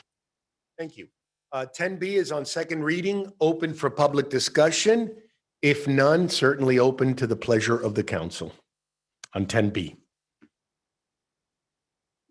Through the chair. Sir. Yeah, I just want to congratulate the Vice President. Vice President, thank you for this initiative. Long overdue. Thank you, sir. Is that a second? That then? was a, yeah, whatever, yeah. Okay, we second, have, yes. thank you, sir. We have a first. Did you want to comment anything, ma'am? Okay, That's it. thank you. Thank you to my colleagues and for the city employees that have helped put this through. I appreciate your time and effort on this ordinance. Thank you, Very Mayor, welcome. for your support. Thank you. We have a motion from Councilwoman Garcia Rovez. We have a second from Councilman Tundidor. Please call the roll. Ms. Perez? Yes. Mr. Rodriguez? Yes. Mr. Tumidor? Yes. Mr. Zogby? Yes. Mr. Calvo? Yes. Ms. Casa Munoz? Yes. Ms. Garcia Rovez? Yes. Motion carries. The item is approved. Thank you. 10C, please. Thank you, Alex. Thank you. Second reading and public hearing of proposed ordinance amending Chapter 2 entitled Administration, Article 4, entitled Purchasing and Competitive Bidding, and in particular amending Section 2-781 entitled Spending Limitations to raise the expenditure threshold above which all expenditures of municipal funds must be approved by the City Council from $15,000 to $25,000, repealing all ordinances or parts of ordinances in conflict herewith, providing penalties for violation hereof, providing for inclusion in code, providing for a severability clause, and providing for an effective date. Motion to approve. Okay, it's on, 10C is on second hearing, open for public discussion. Having none, we have a motion from Councilwoman Casal Munoz on 10C. Second. Second from Councilwoman Garcia Rovez. Please call the roll. Mr. Rodriguez? He stepped away. Mhm. Mr. Tumidor? Yes. Mr. Zogby? Yes. Mr. Calvo? Yes. Ms. Casa Munoz? Yes. Ms. Garcia Rovez? Yes. Ms. Perez? Yes. Mr. Rodriguez? Motion carries. The item is approved. Thank you. 10D, please. Second reading and public hearing of proposed ordinance amending Chapter 2 entitled Administration, Article 3, entitled Boards, Commissions, and Committees by creating Division 9 Beautification Committee, Sections 2-759, Establish, 2-760, Composition and Term of Service, 2-761, Duties and Powers, and 2-762, Meetings, Quorum, and Voting, Attendance Requirements, Rules of Procedure, Minutes, repealing all ordinances or parts of ordinances in conflict herewith, providing penalties for violation hereof, providing for a severability clause, providing for inclusion in the code, and providing for an effective date. Thank you. Madam Clerk, would you like to take Councilman Rodriguez's vote on 10C? He voted, sir. He came back in before Ah. the motion Oh, had okay. passed, so we're good. Thank you. I missed that one. 10D is on second reading, open for public discussion. I have a question if I can through the. to the Yes, mayor. ma'am. Mayor, this committee is going to be of appointed members. I'm trying to see. Two appointed members that we assign, or how are we going to do the committee members? That's a good question. One member appointed by the mayor and two remaining by the majority vote. Okay, so it's going to be of three members. Get to the ordinance itself. Okay. Is there to be a council member that's assigned to this committee? Councilwoman, Council Vice President, there could be if you guys want to. I think the intent here, as I know that many of us have talked about this, you yourself have talked to Mhm. me about this. I know that Councilman Cabo has also led some initiatives on, cleanup efforts and whatnot. Mhm. The whole idea here is, come up with some ideas on ways we could beautify our community, right? That could extend itself, I believe, to making recommendations on landscaping when we have folks coming forward to us with landscaping ideas or developers and what have you. So,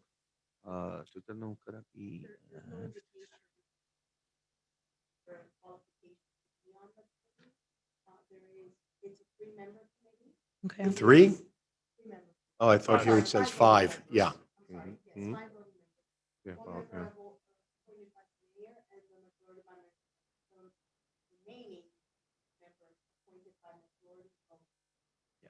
It says Ah. 2 of the remaining members. I guess she's just listing. Yeah, Oh, like, number like 1, the number second 2. part of Got it, it, got it, right? got it. right, All right, right. okay, got it. Yeah, it was That's what confusing, yeah. I was confused by that word. No, no, no. Thank you. Okay. I think the only requirement is that you have taste. That's all. And that would disqualify me immediately. I don't see that. Oh, okay.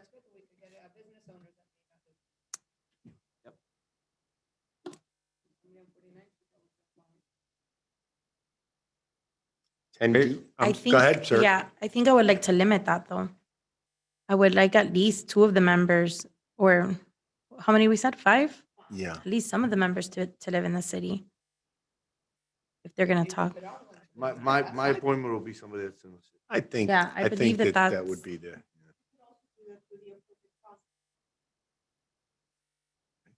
We don't need to write that in. yeah. Mayor, I would, through the chair, I'm sorry, I would be open to having at least, you know, a mix. a mix. It'd be good to get some feedback from Right. someone from a different municipality that maybe we, you know. But I think that if we would have all 5 members that don't live in the city, I wouldn't No, feel agree, there comfortable needs with to be that. safeguards. I agree. Yeah. I agree. Perhaps you could add an amendment that says the majority of the members live in the city. Does that mean we have to bring this back, Madam Attorney? Okay, Just be amended. we can vote on it as is? As amended. Very good. That the The majority motion- would live in the city of the members, 3. Okay, so we have a motion for that with the amendment from Madam Vice President Perez, right? Yes, sir. Okay, and we have a second from Councilwoman Casals Munoz on 10D. Mr. Tumidor, Yes. Mr. Zogby, Yes. Mr. Calvo, Yes. Ms. Casal Munoz, Ms. Garcia Robles, Yes. Ms. Perez, Yes. Mr. Rodriguez. Motion carries. The item is approved as amended.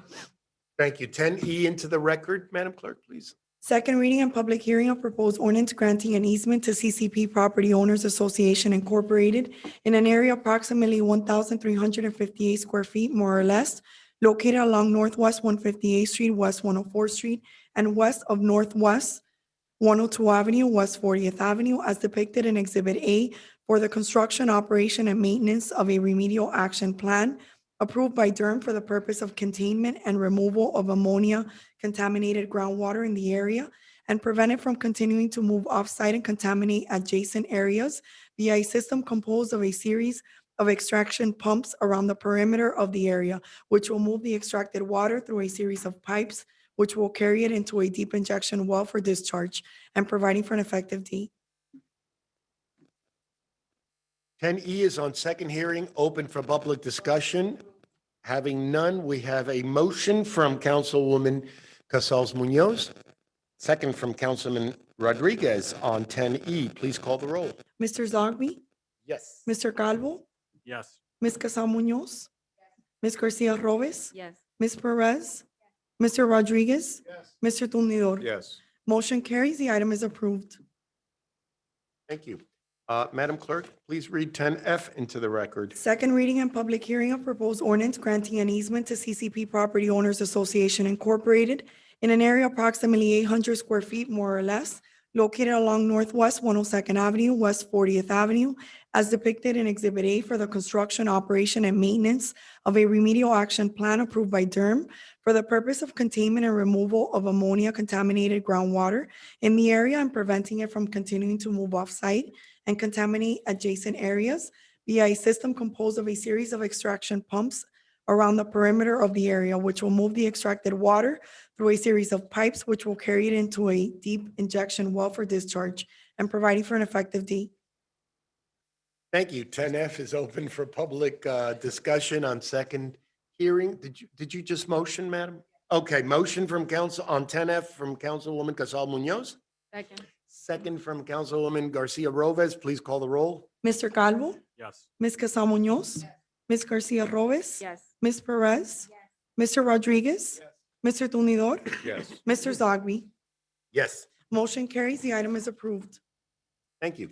10G, please. Second reading and public hearing of proposed ordinance granting an easement to CCP Property Owners Association Incorporated in an area approximately 1,279 square feet, more or less, located along West 104th Street, Northwest 158th Street, and immediately west of Northwest 97th Avenue, West 36th Avenue, as depicted in Exhibit A, for the construction, operation, and maintenance of a remedial action plan approved by DERM for the purpose of containment and removal of ammonia-contaminated groundwater in the area and preventing it from continuing to move off-site and contaminate adjacent areas via a system composed of a series of extraction pumps around the perimeter of the area, which will move the extracted water through a series of pipes, which will carry it into a deep injection well for discharge and providing for an effective date. Thank you. 10G is on second reading, open for public discussion. Having none, we have a motion from Councilwoman Casals Munoz. Second. Second from Councilwoman Garcia Rovez. Please call the roll. Ms. Casal Munoz, Ms. Garcia Rovez, Yes. Ms. Perez, Mr. Rodriguez, Yes. Mr. Tunidor, Yes. Mr. Zogby, Yes. Mr. Calvo. Yes. Motion carries. The item is approved.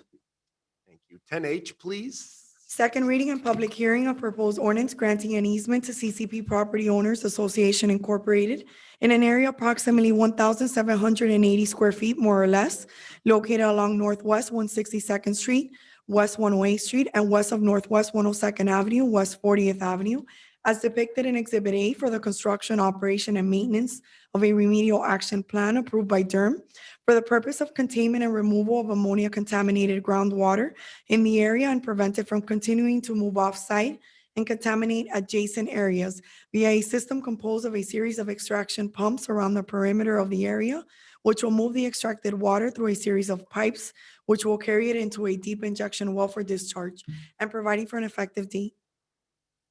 Thank you. 10H is on second reading, open for public discussion. Having none, we have a motion from Councilwoman Casals Munoz. Chair, just one. Sir. One question. I just want, Mhm. are we giving, how much land are we giving? Because I know we're just flying past this. Is it, are we just giving up land or is it, what are we doing here? I'm sorry. They're easements. Okay. Because I just saw another item was 8,000 square feet, another one 2,000. So I just want to make sure that we were giving them like 3 acres. Okay, got it. All right. Thank you. What are you doing to us here, Jose? All right.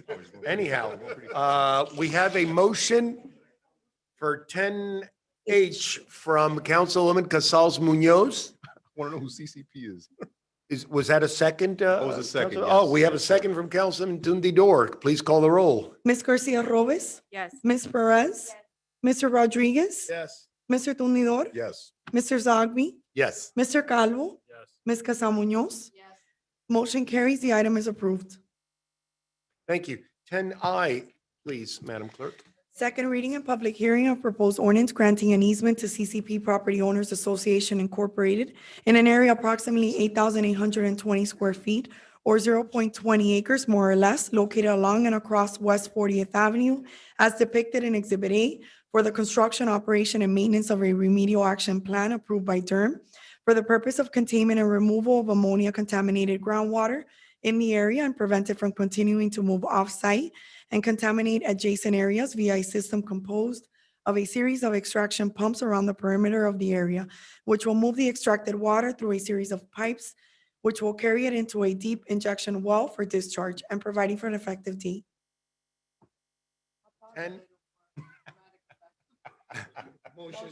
10I is on second reading, open for public discussion. Having none, we have a motion from Councilwoman Casals Munoz. Do we have a second from all this? And a second from Councilman Rodriguez. Please call the roll. Ms. Perez, Mr. Rodriguez, Yes. Mr. Tunidor, Yes. Mr. Zogby, Yes. Mr. Calvo, Yes. Ms. Casal Munoz, Ms. Garcia Rovez. Yes. Motion carries. The item is approved. Thank you. 10J is postponed, and let's read 10K into the record, please.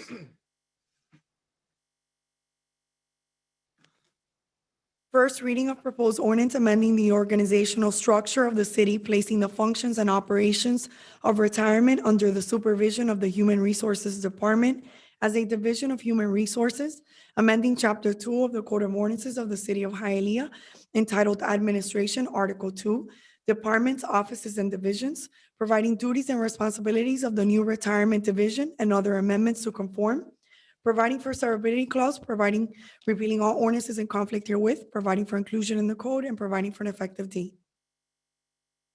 10K is on first reading. Ma'am, you're recognized. I would like a little clarification from the law department because I understood for many years that the retirement department is an entity separate, or the retirement division is an entity separate from the city. And now we're moving that into the city. I mean, how did that work? I always thought that the retirement, what's the word that I'm looking for? The retirement division was separate than the city, that they had their own budget, that they deal with, that they, in other municipalities, they're separate from the city. And I'm just curious, the reasoning putting it under human resources, and is that proper? The retirement division has always been staffed by city employees. Before 2018, when it became a department, it was a division within the finance department. The plan itself is a Funded separate through- right. entity, and they're able to pay for the cost of administration for the plan. But they contribute $200,000 from the fund towards those administrative costs, but the administration is performed by city employees. Okay. And that's my understanding that the, relationship has been from time immemorial. But they are city employee. They're on the city's payroll. The organization of the city recognizes retirement presently as a department and being proposed as a division. I said that amendment happened in 2018. Prior to that, it was a division within finance. Oh, before that, it was in finance? Yes, ma'am. Okay.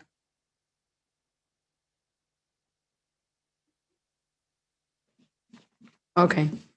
So it's going to be a division under a department, or is it part of it's going to be a division under human resources? Human Resources is a department, and it will No, be I know a that division. of it the will be a Human division. Resources. Okay, so it'll be like it was before, but instead of under finance, it'll be under human resources. Yes, ma'am. Okay. Motion. Was that a motion, madam?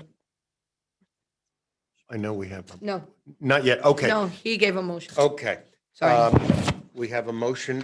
Any other comments? We have a motion from Councilman Rodriguez on 10K. Second. We have a second from Councilman Tundidor on 10K. Please call the roll. Mr. Rodriguez? Yes. Mr. Tundidor? Yes. Mr. Zogby? Yes. Mr. Calvo? Yes. Ms. Casal Munoz? Yes, I'm sorry. Yes. Ms. Garcia Robes? Yes. Ms. Perez? Yes. Motion carries. The item is approved. Second reading and public hearing is scheduled for October 11th, 2022. Thank you. Thank you. Board appointments, 11A, please, Madam Clerk. Proposed resolution reappointing Smiley Iglesias as the council president Zogby's appointment to the Planning and Zoning Board for a 2-year term ending on September 9th, 2024. Excellent candidate. No, we're just reappointing him, Smiley Iglesias, excellent person.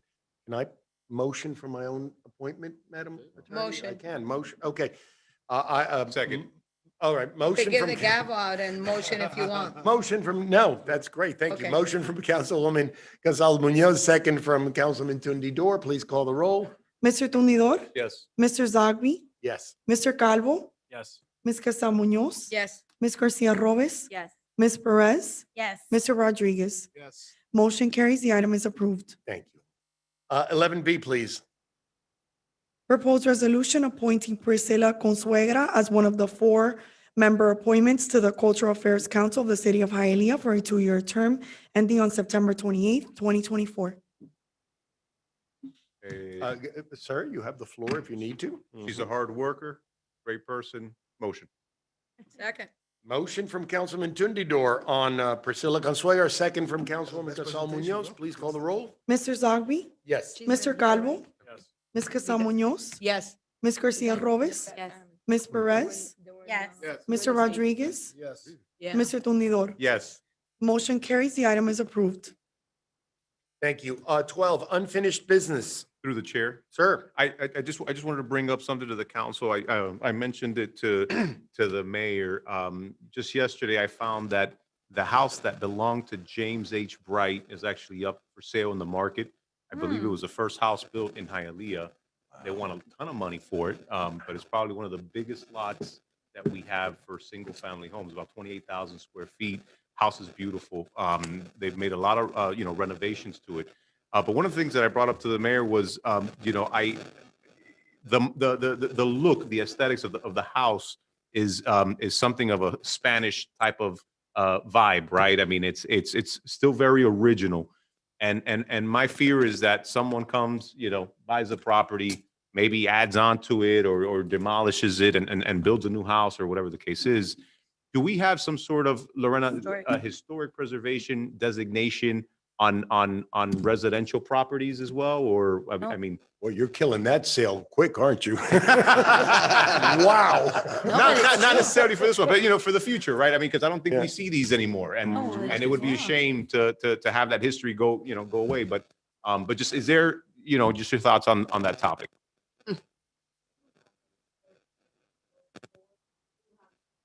A historic preservation code. I will say that it's not frequently that we bring forward an application. I'm unaware of a residential property that has been designated historic. I would have to confer with Deborah Storch, who acts as the expert to the board in terms of architecture and design and all those features that the code is intended to preserve. If you'd allow me, I'd get back to you on that answer. Okay. It's on Deer Park Run. Yeah. Right, Through right. the chair, Yes, ma'am. if I may, Mhm. that actually was not the first house in Hialeah. The first house in Hialeah was moved from, is that me? Was moved from a block away, 2 blocks away from there, all the way to Heavy Spring? Costin Park. Oh, wow. And it was in Costin Park for many years. And before I became a councilwoman, and I got sworn into the Historic Preservation Board. And the morning that I swore in, they knocked down the house. They Wow. demolished the Oh, wow. house because they Wow. knew that Yeah. first thing I was walking in was to say that I wanted to save that house. Yeah. And they demolished that house that morning. Wow. Wow. that's a shame. And I have tried other homes to start a process for the historic preservation. The problem is that where do you draw the line between you are an owner of a property and No, I get that. and the Right. home, and I'm a historian, so I'm like, well, you shouldn't have bought a historic Yeah. house. But a Yeah. lot of people didn't know. The house that you're looking at is nothing like the original house. A matter of fact, I called the city and I said, was there permits on this house? That house requested a permit for a chain link fence. In Deer Park, you can't put chain link fences. There was a resolution or something that we had passed through the Historic Preservation Board. The one day I was there, and then they put me as counsel after, was to not allow chain link fence in Deer Park. I wanted to do something with the entire Deer Park as historical, because that was the first area. And what was suggested to me, not to upset all the owners in that property, obviously, is to do a committee. So every time that anything comes before the city in Deer Park, a sale of a property, they're going to do an addition, they're going to add a fence, they're going to change do a roof. Any permit that comes in was supposed to go to a committee that was of 3 people that lived in Deer Park to analyze what comes before us when it comes before council. to analyze it, to decide whether they think it's a good idea or not, and then come to the council and make that presentation. So the house was completely, you're saying it's It not the wasn't, same house at all? no, it is, but Okay. they did a lot of changes to the front, Right, so they it made doesn't some look aesthetic- like it used to But the look. architecture is still the same, right? I mean, but back, I don't want to deviate though, but I think you bring up a lot, very Yeah. great point. But I mean, for example, where did Henry Mylander live or anything else Yeah, like that, right? I think that's the type of things that we should really consider. I mean, when we could come up with many excuses, right? We can't, or this and that. But I mean, you look at other municipalities and they do it, right? I mean, Coral Gables, I think, has very strong protections on the architecture on certain, even commercial, right? Commercial business property. So just something that I think maybe, wouldn't hurt to explore. And again, James H. Bright was one of the founders, right, of Hialeah. So I think at a minimum. Yeah. All right. Yeah, they don't teach about that in any of the schools here in the city of Hialeah, which is really something that's a little bothersome. Yeah. Council, before I leave, I wanted just to thank all of you. I had reached out all of you early in the morning with regards to the hurricane, and you all were responding with suggestions and reminders of things to make sure that we didn't overlook. I want you all to know that we gave direction to our street departments to go out and check all the drains to make sure.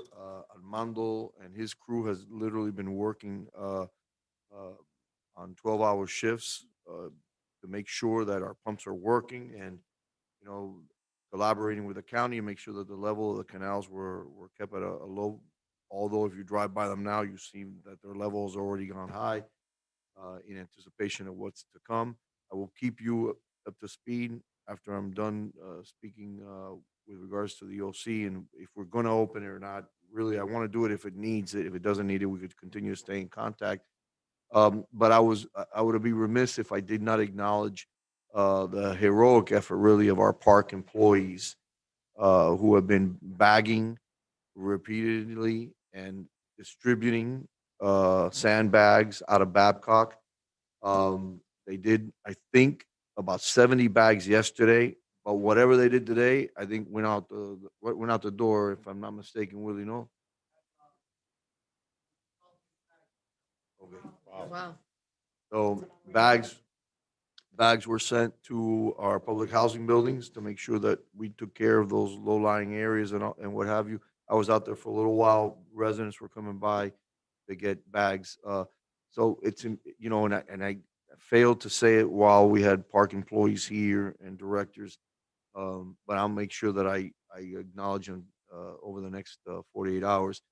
These things don't happen unless we've got dedicated folks. They didn't sign up to go do bags, but yet there they are doing sandbags. So thank you for your leadership on that, and thank you for the effort of the great employees that we have in the city. And it's Absolutely. important that we acknowledge.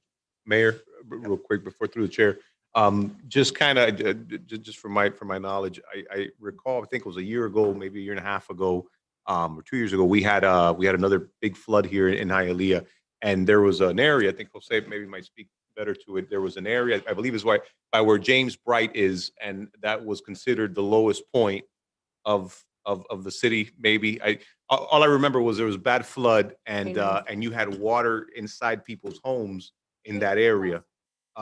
Just kind of, I just kind of, well, not kind of more, a little more. Is that by the historical home that you're talking about? No.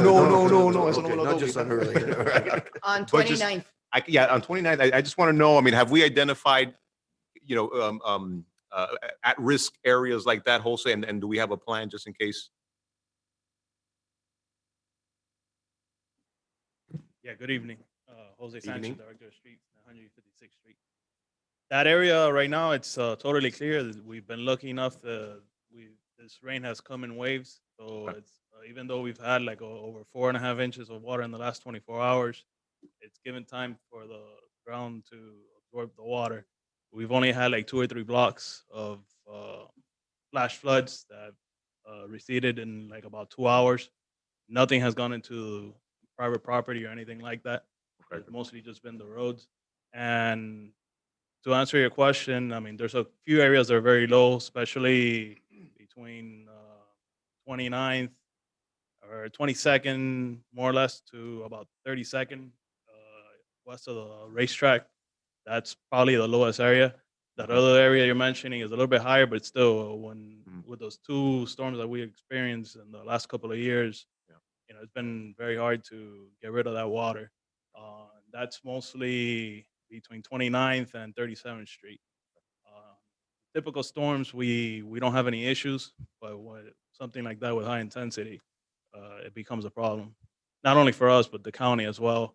12th Avenue is one of the main corridors. They're designed for more drainage, but last time we couldn't even bump into that because that was over capacity Yeah. as well. Yeah, remember that, yeah. Okay. Thank you, Jose. Thank you. Thank you. Thank you. Thank you, Mayor. Thank you, Mayor. New business 13? No new business, so we'll move on to zoning. Madam Clerk, do the formalities for zoning. Will all those persons who will be testifying on an item, please stand and raise your right hand. Las personas que quisieran prestar sus opiniones delante de esta junta, por favor, pónganse de pies y alcen la mano derecha. Do you swear or affirm that the evidence you're about to give is the truth, the whole truth, and nothing but the truth? So help you God. If so, say I do. Usted jura o afirma que el testimonio que va a dar será la verdad, toda la verdad y únicamente la verdad, y que Dios sea su testigo. Por favor, diga que sí si la respuesta es afirmativa. Let the record reflect that all have responded in the affirmative. Thank you, Madam Clerk. You may be seated. PZ1 is postponed until October 11th.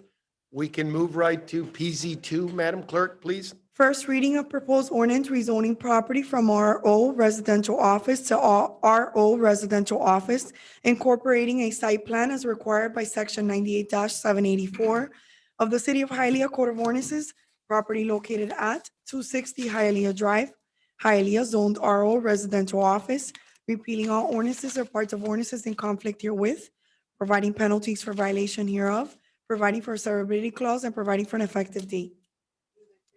Ma'am. I was just going to RO ask to that. RO.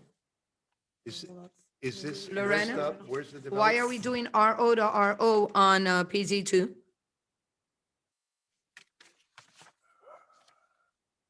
Deborah on, I could maybe go she with can it. answer? You want? Yeah. Sir, Yeah, did Nelson you have the Sanchez, yeah. answer? Yeah, Go ahead. actually, yeah. Yeah. Yes, Yeah. yes, I am here. I am here. Sorry. Would you? Hi, how are you? It's a row to a row because this property was designated residential office in the master plan, but was developed as a single family home. And it was never, the use was never changed to residential office.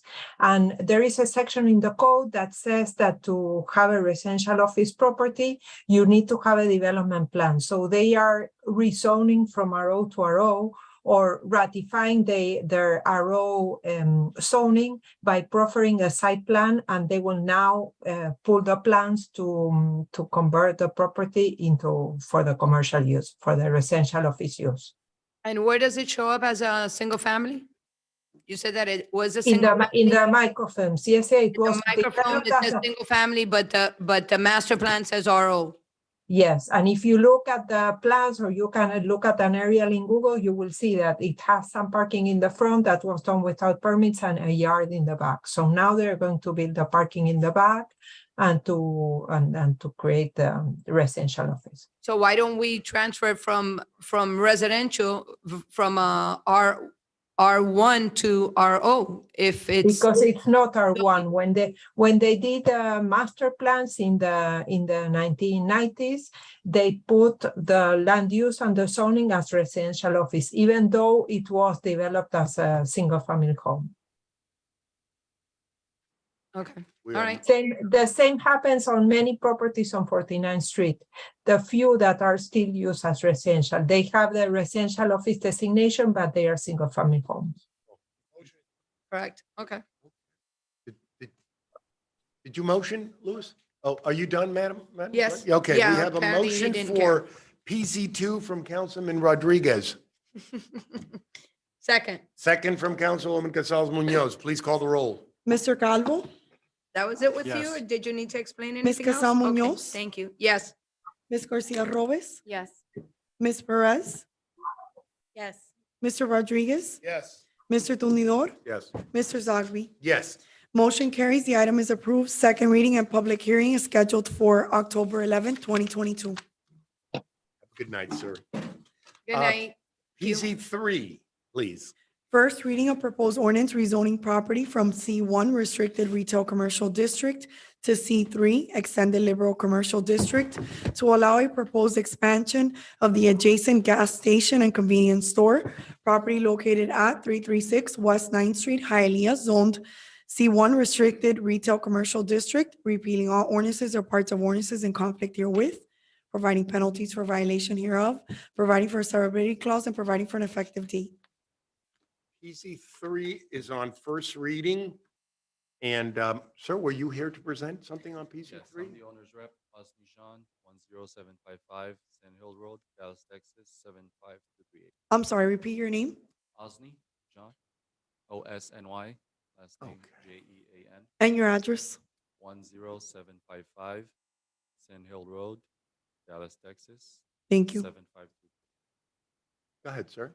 Did you want to, or you just here for any questions we may have? Just have any Oh, questions, okay. if you have- PZ3 is on first reading. Pleasure of the council. Through the chair. Sir. Sir, so you own the gas station there in the corner? Yes. Okay, and then, so you guys bought the property behind it, and that's, you want to expand to that? Yes, we're going to construct a newer station. Oh, you're gonna do another gas station? On the two properties. It's going So you're gonna demolish the one that you have Demolish now the on Okeechobee, okay, and then you're gonna build a new one? Okay. What type of gas station is that? Who's that? Murphy. Murphy.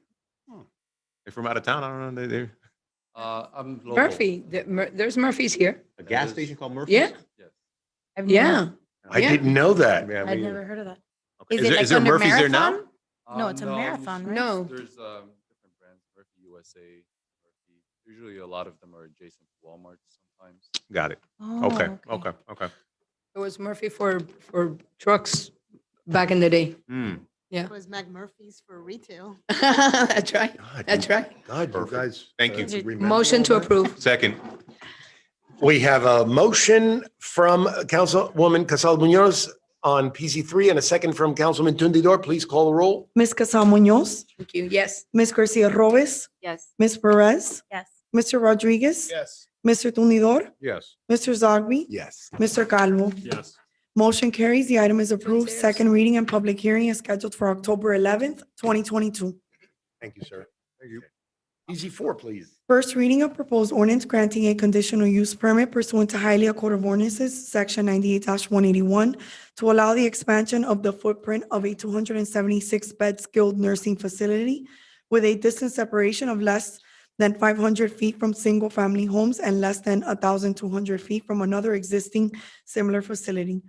Granting a variance permit to allow the expansion of the footprint of a legal non-conforming use for the redevelopment of an existing senior living facility, currently having 100 assisted living facility beds and 276 skilled nursing beds. Property located at 195 West 27th Street, 141 West 27th Street, 130, 140, 150, and 160 West 28th Street, Hialeah, zoned R3, multiple family district. Repealing all ordinances or parts of ordinances in conflict herewith, providing penalties for violation hereof, providing for a severability clause, and providing for an effective date. Thank you. PZ5 is on first reading. I'm sorry, PZ4. I'm so hungry, I jumped to PZ5. PZ4 is on first reading. Javi Vasquez excused himself. He had a conflict. He is the lobbyist, but we do have an owner's rep. If anybody has any questions Yeah. on PZ4, yes, sir. Through the You are chair. Thank you, recognized. sir. Alex, so I'm very familiar with this facility. This is como a Hialeah convalescent, no?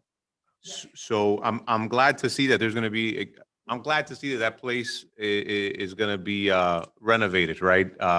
Demolished and then renovated.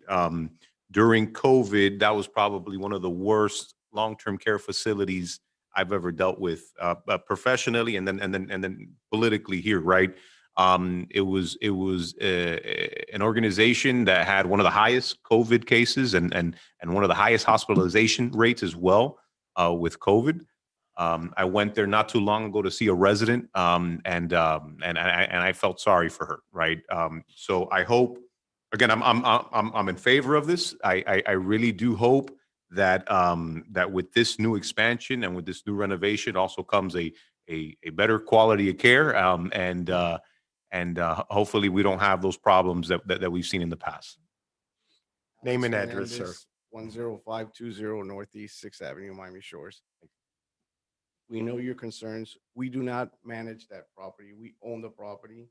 We have a new tenant that's coming in to get the new Good. property when it's Good. done. So just Got get it. that clear. The properties that we bought that we're changing are gonna be just for parking, because to fix the parking, we're gonna tear down the buildings and we're gonna go up 4 stories with brand new buildings. That's what we're doing. with the Okay. property. And then the end user gets it afterwards. Got it. Got it. Well, just so you know how we feel, right? That property, just so you know, that property was built back in the 30s. Yeah, and then it had absolutely. 4 beds per, which is not allowed no more. There's Absolutely. a maximum of 2 beds per room, and they have to be divided because of all the COVID things. So all the new rooms are gonna be separated by rooms. Everything's gonna be, that's why we're going 4 stories up. Good, good, good. And there's nothing wrong with 2 to a room, right? I mean, that's the business model, and I get it. But a little more decency. And I know you're not the tenant, right? But at the end of the day, you can make certain requirements there, and put a little pressure. But listen, I applaud you guys, long overdue, and congratulations. Alex, really quick, I'm sorry, through the chair. Yes, ma'am. Are we changing the number of beds, or it's the same number of We're- beds, right? Actually, the properties that we bought had 100 beds. We're not gonna use those 100 beds. We're gonna use all that, we're gonna use as parking. And we're maintaining the property we have right now with 276 beds. We're not adding a bed. Got it. All right. We Thank you. could, but we're not. Yeah. Second. We have a motion on PZ4 from Councilwoman Casals Munoz, and we have a second from Councilman Tundidor. Please call the roll. Ms. Garcia Robes? Ms. Perez? Yes. Mr. Rodriguez? Mr. Tunidor? Yes. Mr. Zogby? Yes. Mr. Calvo? Yes. Ms. Casal Munoz? Motion carries. The item is approved. Second reading and public hearing is scheduled for October 11th, 2022.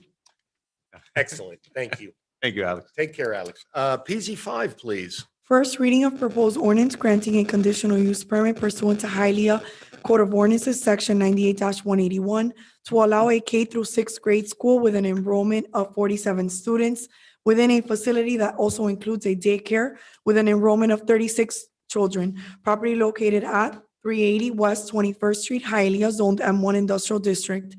Repealing all ordinances or parts of ordinances in conflict herewith, providing penalties for violation hereof, providing for a severability clause, and providing for an effective date. Thank you so much.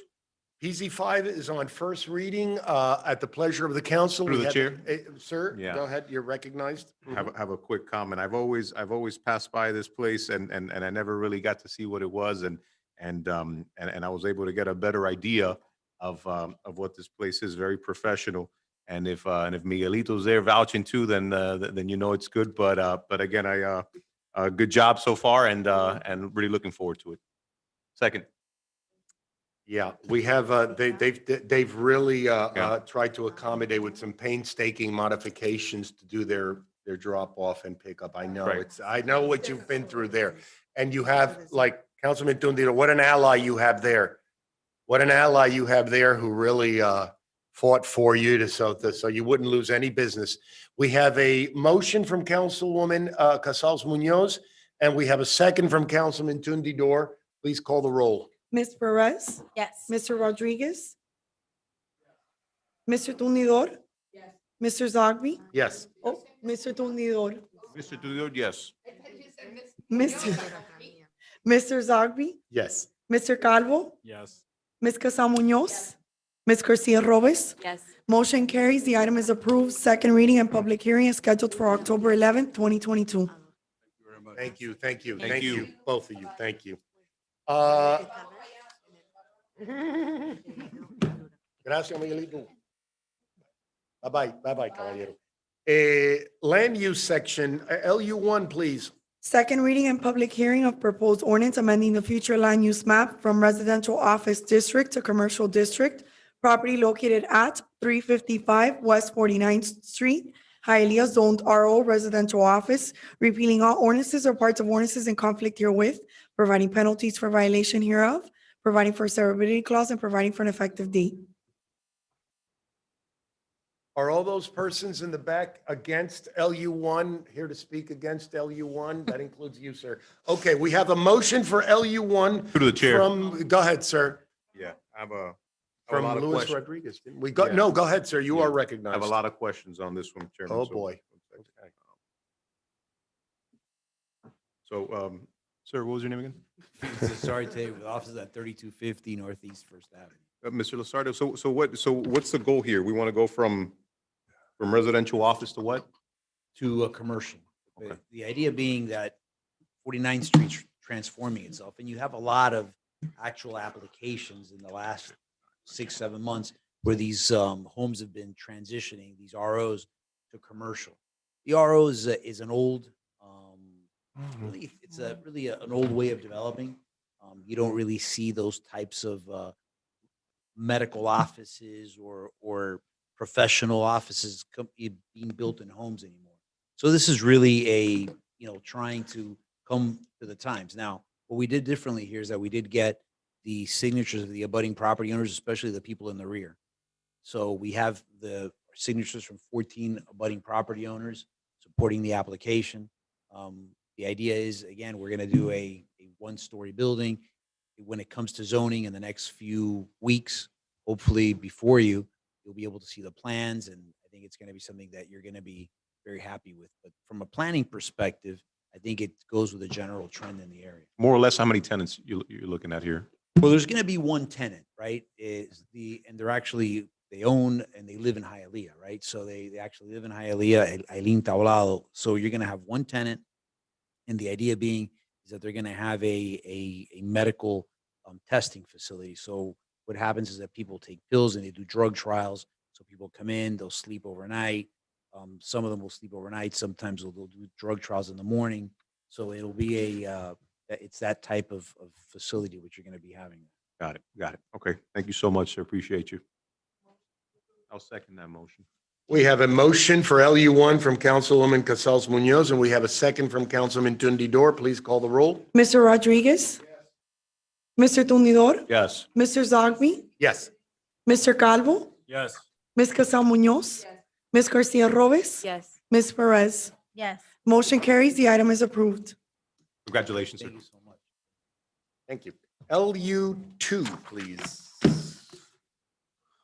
Second reading and public hearing of proposed ordinance amending the future land use map from industrial to transit-oriented development district, property located at 1140 East 25th Street, Hialeah, zoned M1 Industrial District, repealing all ordinances or parts of ordinances in conflict herewith, providing penalties for violation hereof, providing for a severability clause, and providing for an effective date.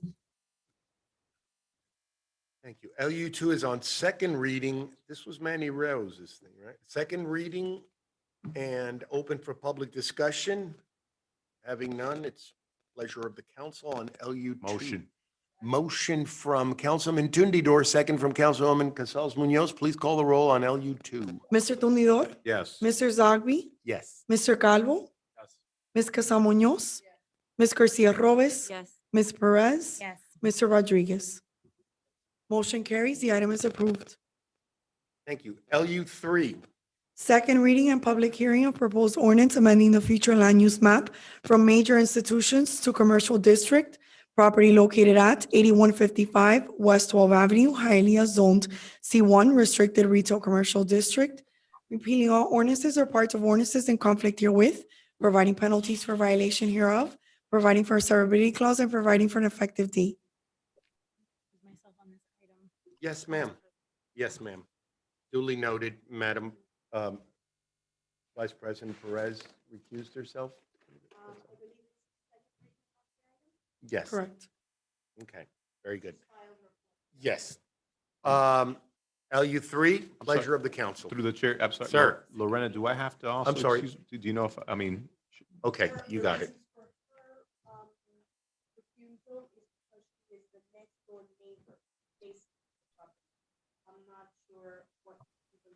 Well, because I think, I don't know if I'm within the radius.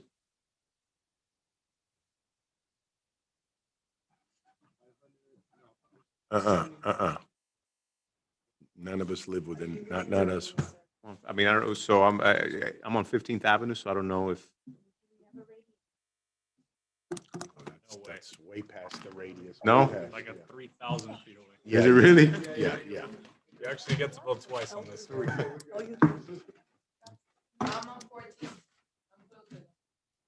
literally 8:15. Because with southern winds, I was like on the edge of the 500 feet. Okay. And I could see it from my like window. So. No, we're good, we're good, we're good. We're good. I was gonna say, I know what area is really well represented in the city of Hialeah. We were about to lose quorum. I know. I was gonna jump in on that. Do we have a? Yeah, guys. Do we have a motion? We do have a motion from Councilwoman Casals Munoz on LU3. Second. It's a mixed-use project. You should see it before you. We just got unanimous approval from planning and zoning last week. So you'll have the site plan before you. Mixed-use, residential, commercial on the ground floor. So the school will go away. Yeah, and this is a 2.5 acre property with that little tiny school in it. Oh, you mean HML? Yes, yes, yes. Actually, they, yeah. I think the schools, the fields of the school are. Yeah, no. And then you have apartments not behind Ogojo, because that's 84th. Mm-mm. Then you have industrial. You want me to continue? No, it's okay. We have a motion. Second. We have a second. Hmm? Oh, this is open for public discussion, just as a formality. Having none, we have a second motion from Councilman Calvo. Please call the roll. Mr. Zogby, Yes. Mr. Calvo, Yes. Ms. Casal Munoz, Ms. Garcia Robes, Yes. Mr. Rodriguez, Mr. Tumidor. Yes. Motion carries. The item is approved. Very good. LU4. Second reading and public hearing of proposed ordinance amending the future land use map from industrial to commercial district. Property located at 7445 West Fourth Avenue, Hialeah, zoned M1, industrial district. Repealing all ordinances or parts of ordinances in conflict herewith, providing penalties for violation hereof, providing for a severability clause, and providing for an effective date. LU4 is on second reading, open for public discussion. Having none, pleasure of the council. We have a motion from Councilwoman Casals Munoz, Second. second from Councilwoman Garcia Robes. Please call the roll. Mr. Calvo, Ms. Casal Munoz, Ms. Garcia Robes, Yes. Ms. Perez, Yes. Mr. Rodriguez, Yes. Mr. Tumidor, Yes. Mr. Zogby. Yes. Motion carries. The item is approved. Thank you all. Good evening. Have a good night, Hugo. Okay. LU5, please. Second reading and public hearing of proposed ordinance amending the future land use map from low-density residential and major institutions to medium-density residential district. Property located at 585 East 26th Street, 591 East 26th Street, 595 East 26th Street, folio number 04310800012570 and 04310800012580. Hialeah zoned R1, one family district, repealing all ordinances or parts of ordinances in conflict herewith, providing penalties for violation hereof, providing for a severability clause, and providing for an effective date. Okay. Is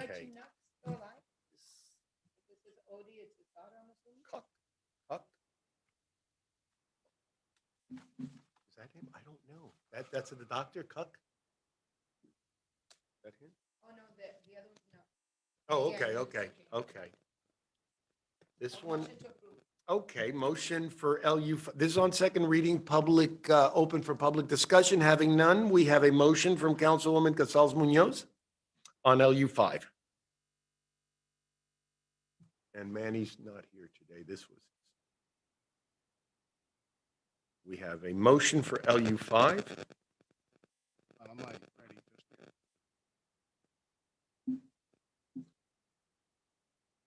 I know, nobody's second. I'm usually a second. Second.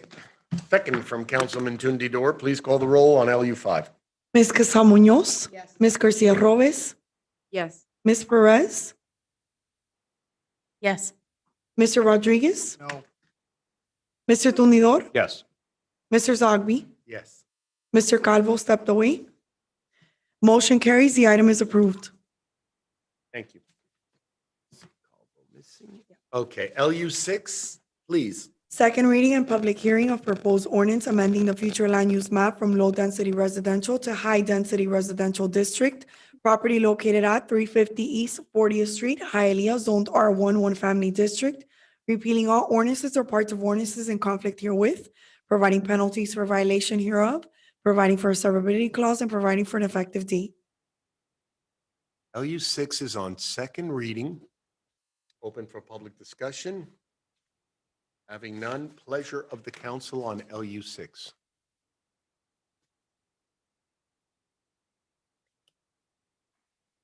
It's Frank de la Paz's.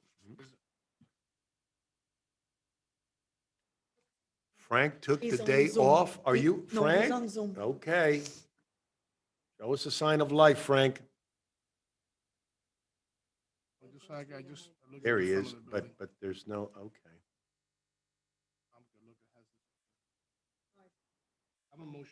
We have a motion from Councilwoman Casals Munoz, and we have a second from, I'm sorry, we have a first from Councilman Rodriguez and a second from Ms. Casals Munoz.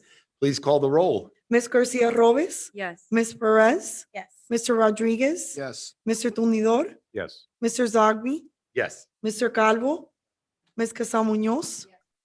Motion carries. The item is approved. Thank you very much. Thank you, Frank. Do we have Councilman Calvo's vote on LU5? Yes, sir. Please, your Oh, wait. vote on Yes. item LU5. Thank you. Thank you. LU7, please. Second reading and public hearing of proposed ordinance amending the future land use map from low-density residential to medium-density residential district. Property located at 10 West 53rd Terrace, Hialeah, zoned A, agricultural district. Repealing all ordinances or parts of ordinances in conflict herewith, providing penalties for violation hereof, providing for a severability clause, and providing for an effective date. LU7 is on second reading, open for public discussion. Having none, pleasure of the council on LU7. Motion. Motion from Councilman Rodriguez. That's twice. Ma'am, you're recognized. 4 units. They're going, an apartment building with 4 apartments. Two-story building. Yes, yes.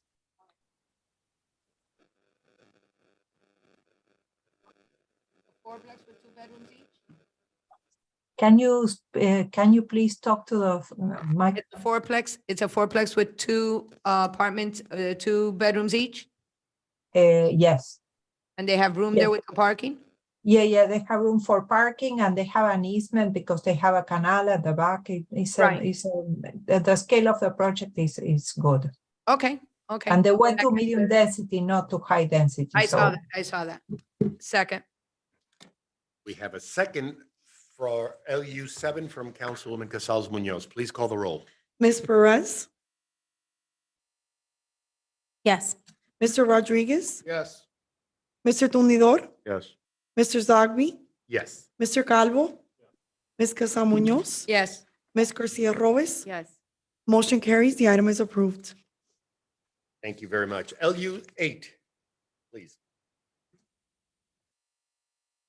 Second reading and public hearing of proposed ordinance amending the future land use map from medium-density residential to major institutions. Property located at 141 West 27th Street, 130, 140, 150, 160 West 28th Street, Hialeah, zoned R3, multiple family district. Repealing all ordinances or parts of ordinances in conflict herewith, providing penalties for violation hereof, providing for a severability clause, and providing for an effective date. Motion to approve. We have a motion on LU8. We have a second reading open for public discussion. Having none, we will accept a motion from Councilwoman Casals Munoz for LU8. We have a second from Councilwoman Garcia Robes. Please call the roll. Mr. Rodriguez? Yes. Mr. Tumidor? Yes. Mr. Zogby? Yes. Mr. Calvo, Ms. Casal Munoz. Yes. Ms. Garcia Robes. Yes. Ms. Perez. Motion carries. The item is approved. Good night. Thank you, Alex. Thank you. LU9, please. Second reading and public hearing of proposed ordinance amending the future land use map from residential office to commercial district. Property located at 291 West 49th Street, Hialeah, zoned RO, residential office district. Repealing all ordinances or parts of ordinances in conflict herewith, providing penalties for violation hereof, providing for a severability clause, and providing for an effective date. LU9 is on second reading, open for public discussion.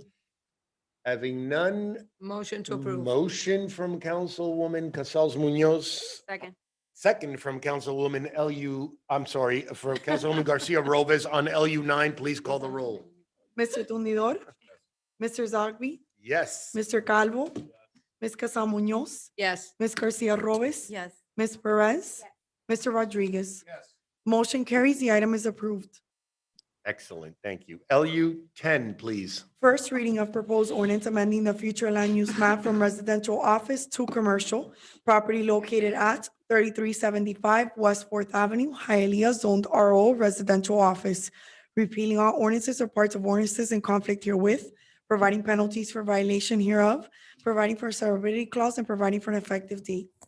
Through the chair. Ma'am. Lorena, what's gonna go here? Or is Caesar? It's a clinic. It's across the street from La Colonia. So it's part of the La Colonia business. It's across the street. Yes, on Red Road and 30. The address 3375 is La Colonia, that it shows up as La Colonia. It is. It is La Colonia, but they are demolishing that building and they're building a new building. Correct. Which is going to be almost exactly as the one located across the street, directly north. Okay, so my question on that is, let me see. Yeah, that's Caesar speaking. So my question on that one is, they're gonna knock this one down, do it on are they going to have enough parking?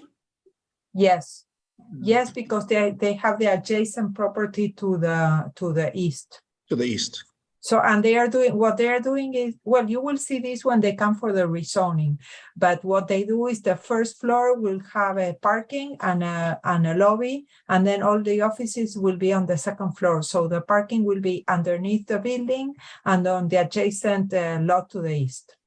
So they bought the lot to the east? Yes. I can make a short presentation if you'd like, Councilwoman. Yeah, no, they did that with the other one, but they're not doing that here. So, so it's going to be a larger building there, right?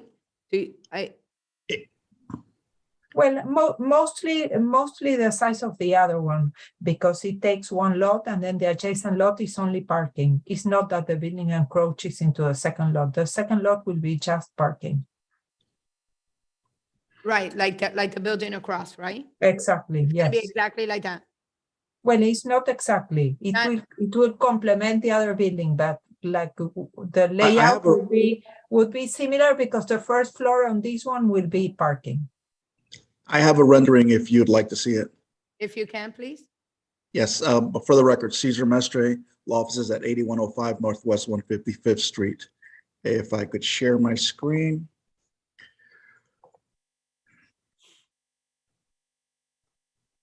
I see you.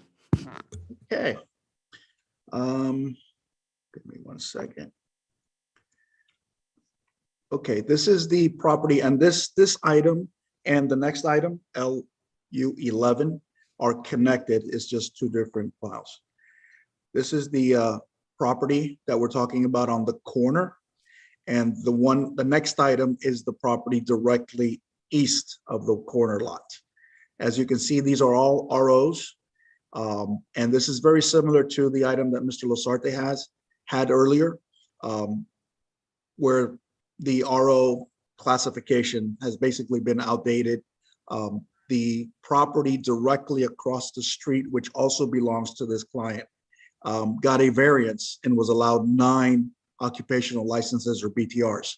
So What we're asking for is to change the land use from RO to commercial, and what we're proposing is a B1, which would be the low intensity of commercial. This is the property as it is right now. This is the corner, one-story building, medical center that's there right now. This is the building that is directly to the north of our property, looking from our property, looking north. And this also belongs to La Colonia, by the way. And this is the one that we're proposing for 3375 West 4th Avenue. As you can see, it's very similar in mass and scale as to the one across the street.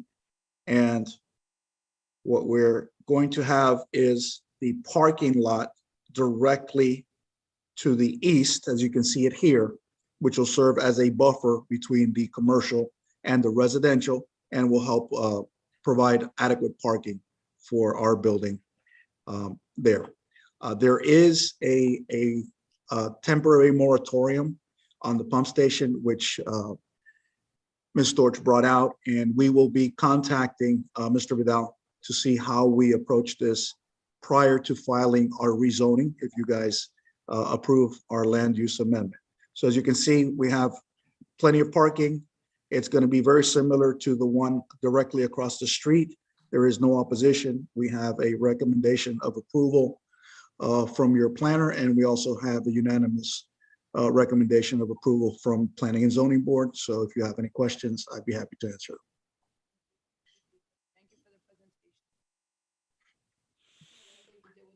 I can't hear anything. Sorry, I forgot. I like what you did with the parking underneath, and then you were doing the same thing that we did before on the other one that we transferred. We Correct. changed the zoning for the parking in the back. So with that, motion to approve.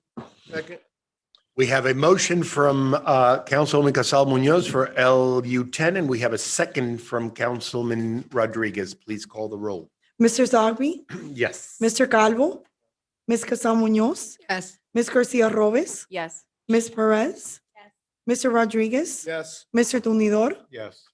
Motion carries. The item is approved. Second reading and public hearing is scheduled for October 11th, 2022. Thank you. LU 11. First reading of proposed ordinance amending the future land use map from low-density residential to commercial property located at 374 West 34th Street, Hialeah, zoned R1, one family district, repealing all ordinances or parts of ordinances in conflict herewith, providing penalties for violation hereof, providing for severability clause, and providing for an effective date. Motion to approve. Second. We have a motion from Councilwoman Casals Munoz and a second from Councilwoman Garcia Robes on LU 11. Please call the roll. Mr. Calvo, Ms. Casal Munoz, Yes. Ms. Garcia Robes, Yes. Ms. Perez, Mr. Rodriguez, Yes. Mr. Tunidor, Yes. Mr. Zogby. Yes. Motion carries. The item is approved. Second reading and public hearing is scheduled for October 11th, 2022. Thank you very much. Good night, and everyone stay safe during the storm. Thank you, too. Thank likewise. you. We are adjourning the meeting of the council meeting for September 27th, 2022.